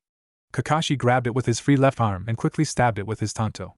Hotoshi gave a small shout and threw his kunai at the Anbu's left arm as Kakashi released the leg and jumped to the side while Hotoshi jumped back. The bandit leader crouched down and held his leg while glaring at his opponent.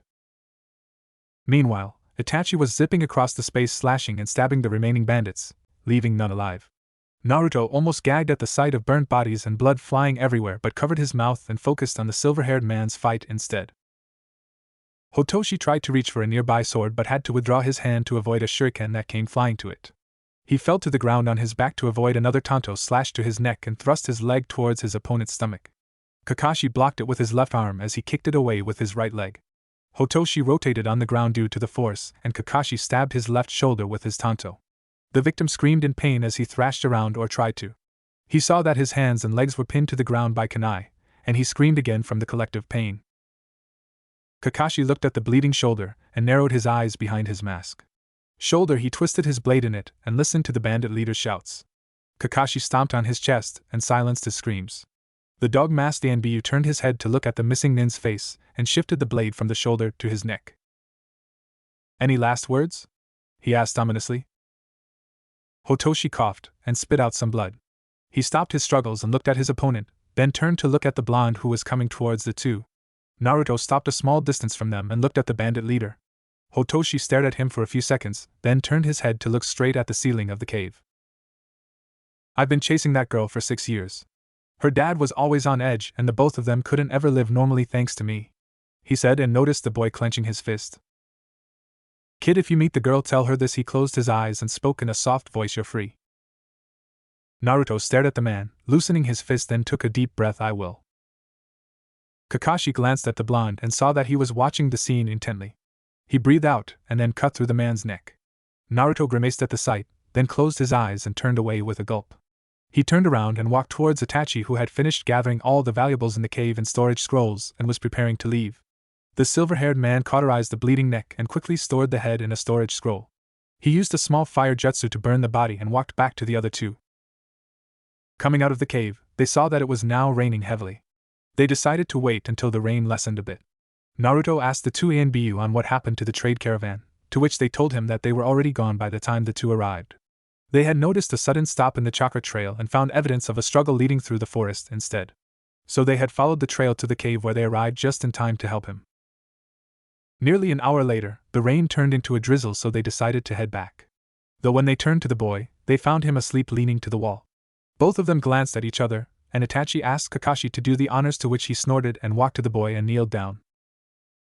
Kakashi realized then that he could finally do one of the things he wanted to do for 5 years. He removed his mask and pulled up his headband to reveal his blood-red eye with 3 black tomos surrounding a black pupil. He extended his hand towards the boy and patted the boy's head gently. Kakashi never had the time to spend time with his sensei's son ever since his death and the boy's birth. So now that he had the chance to do so, he wanted to make the most of it without disturbing the boy from his sleep, and burn the moment into his memory with his Sharingan.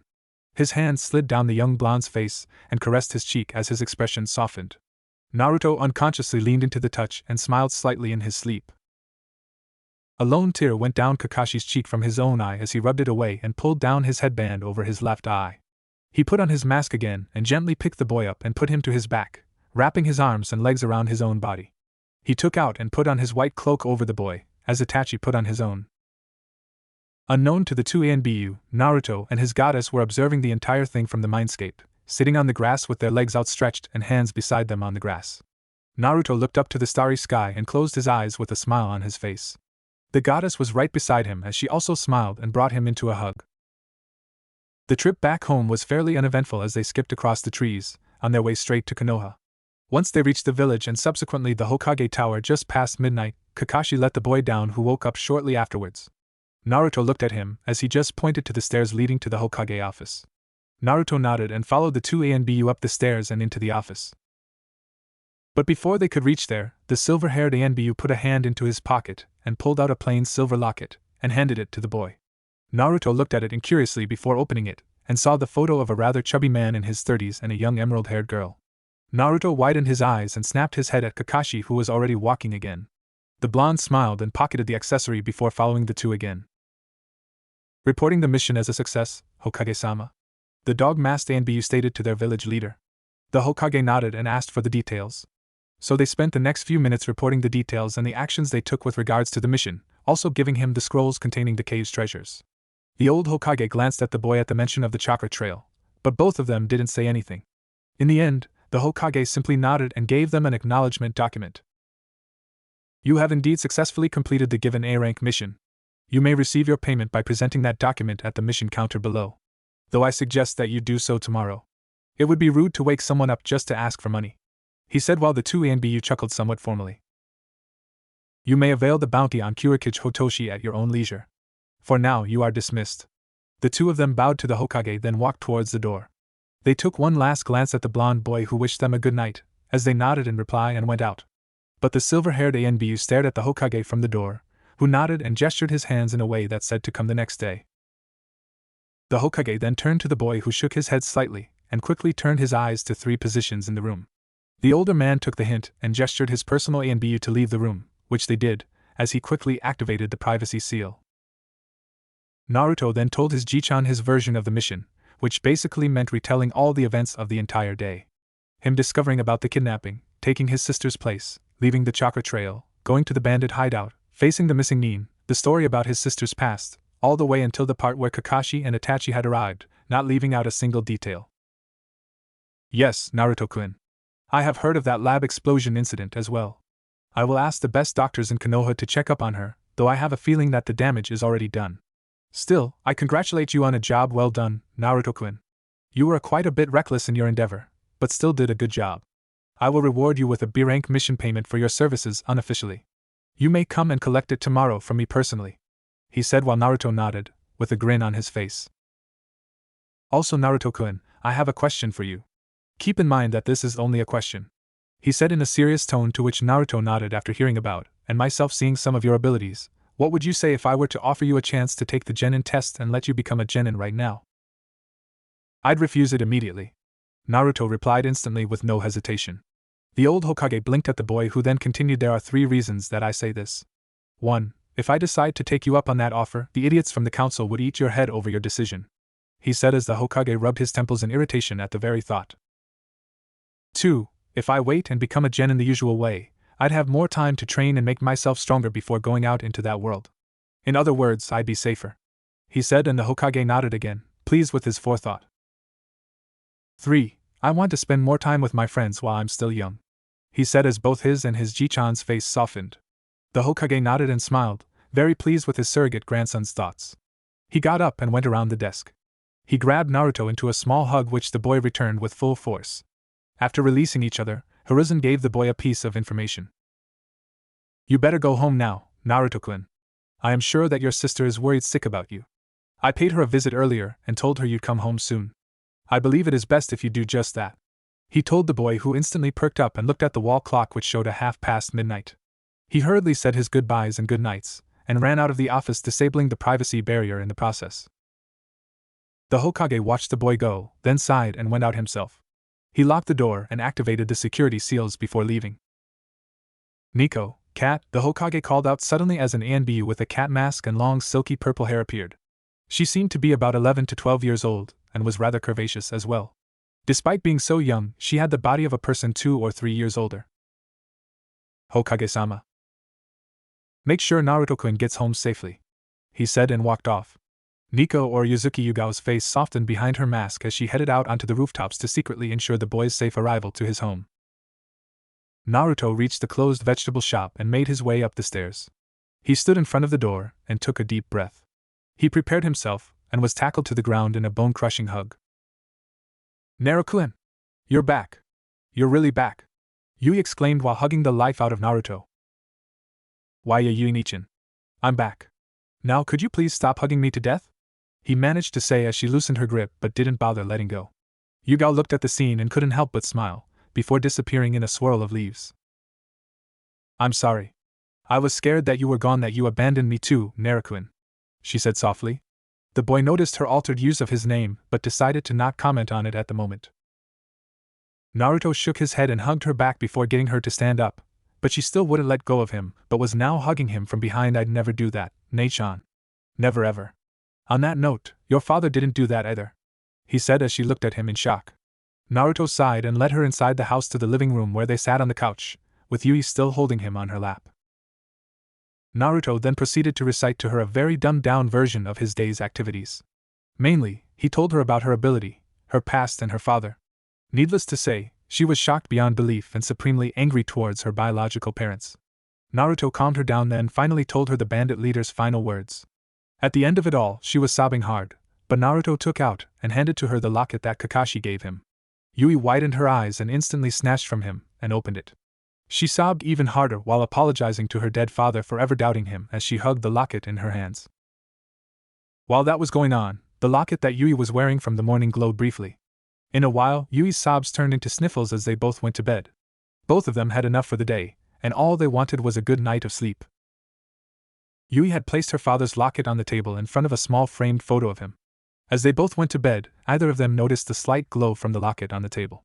If one were to observe both the lockets now, they would find that the people in the photo were smiling even happier than before. 10 months. That is the time that has passed since the incident involving Yui and Naruto. Naruto's edited story of him innocently trying to make sure his sister would be safe had spread across the village. The residents of their neighborhood, aka the market district, praised the young boy for his actions, though most of them scolded him for doing so. A 5-year-old recklessly hitching a ride on a criminal caravan to prevent future incidents is by all means stupid, no matter the reasoning. Though in Naruto's opinion, he thought that he acted a little too quickly, not stupidly. One does not simply classify the actions of a 40-year-old war hero as simply stupid, but instead as poorly planned. Too bad no one knows he's mentally that old. Because of this rumor, his reputation in the village as a whole improved a little. His neighborhood residents now treated Naruto as the little brother idol who cares very much for his sister. And hence, they're friendly with him. With the other villagers, there wasn't too much difference. There were of course a few occasional curious, and even respectful glances at him, but the majority still either glared at him or remained apathetic. The unspoken agreement between the adult villagers was that they would make sure the rumors of Naruto's actions don't spread to the younger generation. While a very few rare families wanted their children to still not like him, most of them didn't want their children to develop any hero complexes. That would be quite troublesome to put up with, and Naruto himself was thankful for that unspoken agreement. And since the rumors hadn't spread to the kids, Naruto's friends all treated him as usual. On that matter, Naruto's group had grown to consist of all members of the original Rookie 9 in his past life. The former Genin group consisted of the members of Team 7, Team 8, and Team 10 in its heyday. Since Naruto had first befriended the Inoshikacho trio and Sakura, he only needed to find Kiba, Shino, Hinata, and finally Sasuke. Kiba, Shino, and Hinata were all rather easy to find and induct into his little group. Though Hinata was a strange case at the time. Naruto had found the white-eyed girl being bullied by the same 3 damn kids who were doing the same to Sakura a few months ago. Since he wanted to polish his old prank skills, he diligently took the time to get rid of them the hard way. A quick application of Kage Bunshin and Henge helped contribute to the appearance of the famed bear panda from his time. Of course, the so-called Ninja Academy students had gone white when the beast roared right by their ears. That day, the people around Konoha watched as a strange beast chased 3 kids around the village before disappearing mysteriously. When Naruto tried to get to know the girl though, he completely froze as he heard Hinata call him Nizan. He tried to get her to stop but to no avail. But a small talk with his laughing inner goddess suddenly stopped that strange phenomenon the next day. Said talk consisted of the goddess being chased around the mindscape by a giant fox with the blonde sitting on its head, waving a stick around while cackling madly. After solving that little problem, Naruto spent the next 3 months training himself into the ground. It got to the point that he was visibly tired every time he came to the park to spend time with his friends, which was a big deal since he was the very definition of a ball of energy. Naruto had 2 reasons for his sudden dedication to extreme training. One was that he realized that he was subconsciously taking it easy the past few days before meeting Hotoshi. He cursed himself for letting that happen and growing soft due to the many years of peace he spent as an adult. Ever since then, he did not take it easy in any way imaginable. The second reason was that he wanted to be satisfyingly strong for his first meeting with Sasuke. Naruto knew that he wouldn't need it that much, since he vaguely remembered that Sasuke didn't have a stick in his ass until after the Uchiha massacre. Before that tragic event, Sasuke used to be a normal cheerful boy kind of. So, Naruto went to meet his best friend after his training was done. Flashback 5 months ago. It was nearing the start of summer, and hot days were beginning to become normal in Konoha. At the moment, Naruto was traversing through the village with a specific destination in mind. The blonde had remembered that prior to the infamous massacre of the Uchiha clan, Sasuke was always lonely since his father used to focus on his prodigious brother Itachi. Sasuke would usually come to the lake in the village and just sit there by himself having nothing to do. With that bit of knowledge, the lake was where Naruto was going at the moment. And sure enough, he was there. By the time Naruto reached the lake in the late afternoon, he saw a raven-haired boy wearing a black high-collar shirt and white shorts sitting at the edge of the pier swinging his legs while watching the calm waters. That was him, Uchiha Sasuke, the younger brother of the clan murderer Itachi, and the second most powerful ninja in the world by the age of 30. He used to be equal in power with the 7th Hokage, but was surpassed when Naruto decided to pick up heavy training once more after the events with Momoshiki. Naruto walked down silently and stared at the raven-haired boy's back. The blonde silently walked towards the shore and picked up a dozen smooth stones. He came back holding the stones in his hands, then abruptly seated himself about a foot away beside Sasuke. The black-eyed boy twitched in surprise and turned to the new arrival beside him. The blue-eyed boy gave him a grin and placed the stones between the two of them in a heap. The lad watched curiously as the blonde picked up one of the stones and threw them towards the lake. The stone skipped 2 times on the water before it sank into it. Naruto placed his fists on his hips and turned to the other boy, giving off an aura which practically just exuded the thought, try and beat that. Not one to turn down a challenge, the other boy smirked and picked up a stone, throwing it into the lake. Though unfortunately for him, the stone only skipped once before sinking into the lake. The boy looked shocked and turned to the blonde, who grew an even longer proverbial long nose. He grit his teeth and tossed another stone, which skipped 4 times before sinking. At that, both of the boys gaped and looked at each other before the raven-haired boy grew his own long nose. The blonde smirked before continuing their impromptu stone-skipping fight. When they ran out of stones, both of them jumped off the pier and gathered more before continuing. After half an hour of vigorous stone tossing, both of them tied at 9 skips and agreed to end their battle. The dark-eyed boy had his hands on his knees and panting while the blonde was standing straight with only a little faster breathing. After both calmed down, the blonde extended a hand to the other boy. "My name's Uzumaki Naruto," he said with a grin. The other boy took his hand and gave him a small smile, which almost caught Naruto off guard since he hadn't really seen his best friend smile genuinely from his heart. "I'm Uchiha Sasuke." Naruto nodded, and they both spent a small amount of time getting to know each other, sitting on the pier idly swinging their legs. Thanks to Sasuke's depression because of his father not paying him any attention, he was pretty quick to tell Naruto about that, and why he always spent his time at the lake. Naruto learned that Sasuke didn't have any friends his age, and the people he did know were adults who were always busy. At the end of that, Naruto invited him to come to his usual park the next day, to which Sasuke gleefully agreed. After all was said and done, both of them got up when they saw that it was getting dark. "So I'll see you tomorrow at the park, yeah?" "Of course," the Uchiha boy said and started to jog away back home. He turned back while going and waved to the blonde, "See you tomorrow, Naruto." Naruto waved back at him, "You too." "Bye, Sasuke," he shouted as the other boy went out of sight. Naruto brought his arm down while lowering his head and smiling, "Team." The Biju inside him snorted at his thoughts. "You still call him that, huh? I thought you'd have gotten over it by now." "Shut up, furball. Don't ruin the beautiful moment. I was getting nostalgic over here." Kurama gained a tick mark on his head and growled lowly, "And it seems you haven't gotten over that either.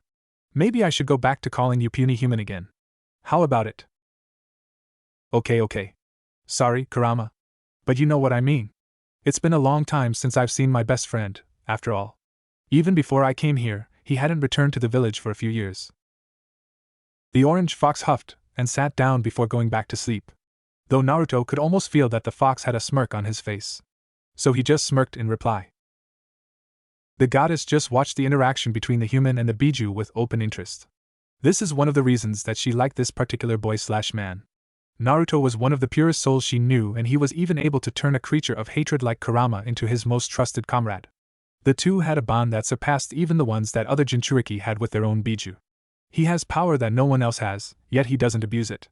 He is always selfless, and puts his friends' opinions first and foremost. Hago-kun would be so proud. Oh wait, he was proud. Naruto-kun already met him. The goddess chuckled happily, which seemed to confuse Naruto. "What happened, Kami-chan?" The beautiful violet-haired goddess shook her head at her host's concerns. "It's nothing, Naruto-kun. Nothing at all." Naruto blinked at her behavior, then just shrugged and walked back to his own home. The day after, Sasuke had come to the park along with Naruto, who introduced him to everyone. He noticed that all of them looked at the blonde in awe. Though he didn't understand immediately, he quickly realized that they were awed because their newest friend was an Uchiha, and was also the son of the clan head. Being one of the strongest clans in the village counts for something after all, even though they blissfully forgot that they were clan heirs as well. Naruto had a worry when he brought Sasuke to his friends. In particular, he was worried about the girls. He was pretty sure Hinata wouldn't care that much, but what concerned him were Ino and Sakura. He was worried that they might get infatuated by Sasuke and things might turn out like before, with the two of them becoming some kind of rivals and always fighting with each other. The boys didn't act much different with Sasuke, and Hinata greeted him normally, though Naruto was surprised and relieved that Ino did the same as well. She just introduced herself casually without even blinking. When it was Sakura's turn, she just looked at Sasuke, then at Naruto, then back to Sasuke. She looked between the two a few times before fainting and falling unconscious. Naruto had to stifle a laugh when she fainted, and the others were panicking as to what happened. But one look at Sasuke stopped his laughter, and his face became one of shock. Sasuke was trying, and failing horribly, to suppress a blush when he saw Sakura. After she had woken up, the two were talking to each other in whispers, with both of them having red cheeks. Naruto saw that the pink-haired girl was constantly glancing towards himself as well. Contrary to popular belief, Naruto was not an idiot. At least not now that he's mentally 40 years old and well experienced in almost everything, including love. He realized that Sakura was having doubts, and was trying to decide between him and Sasuke. Naruto understood her thoughts, and he decided to just give her some time to find the answer herself. A/N. Do not jump to conclusions about anything, please. If you have doubts, wait for future chapters. Flashback end. Naruto also tried to find the 3 members of Team 8. He did find Tenten, who coincidentally happened to be the daughter of the ninja shop owner, Shiger. Though he had befriended her, she was just too damn infatuated with her glorified teddy bears to even notice his presence most of the time. In case you didn't understand that, I was talking about the weapons in the store. He bumped into Niji one day on the street, but all thoughts of getting to know him were immediately squashed when he heard the white-eyed boy utter the word fate repeatedly. And within the next few seconds, the blonde was nowhere to be seen anywhere near there. That problem was one that Naruto planned to solve some other time. Rock Lee's situation was a lot more simpler. He was nowhere to be found, simple as that. Naruto idly concluded that the boy must be climbing some mountain with a boulder tied to his back. He'd find him once the academy started. Naruto was also pleased that some of the games that his group of friends play now revolve around imitating ninja. The blonde decided to subtly help them out by changing the rules, which made the games still look normal, but also doubled as very light training, physically and mentally. Though the other 8 kids never really understood why the blonde was just a little better than them at all the games. When they actually asked him about it, he already had his answer ready.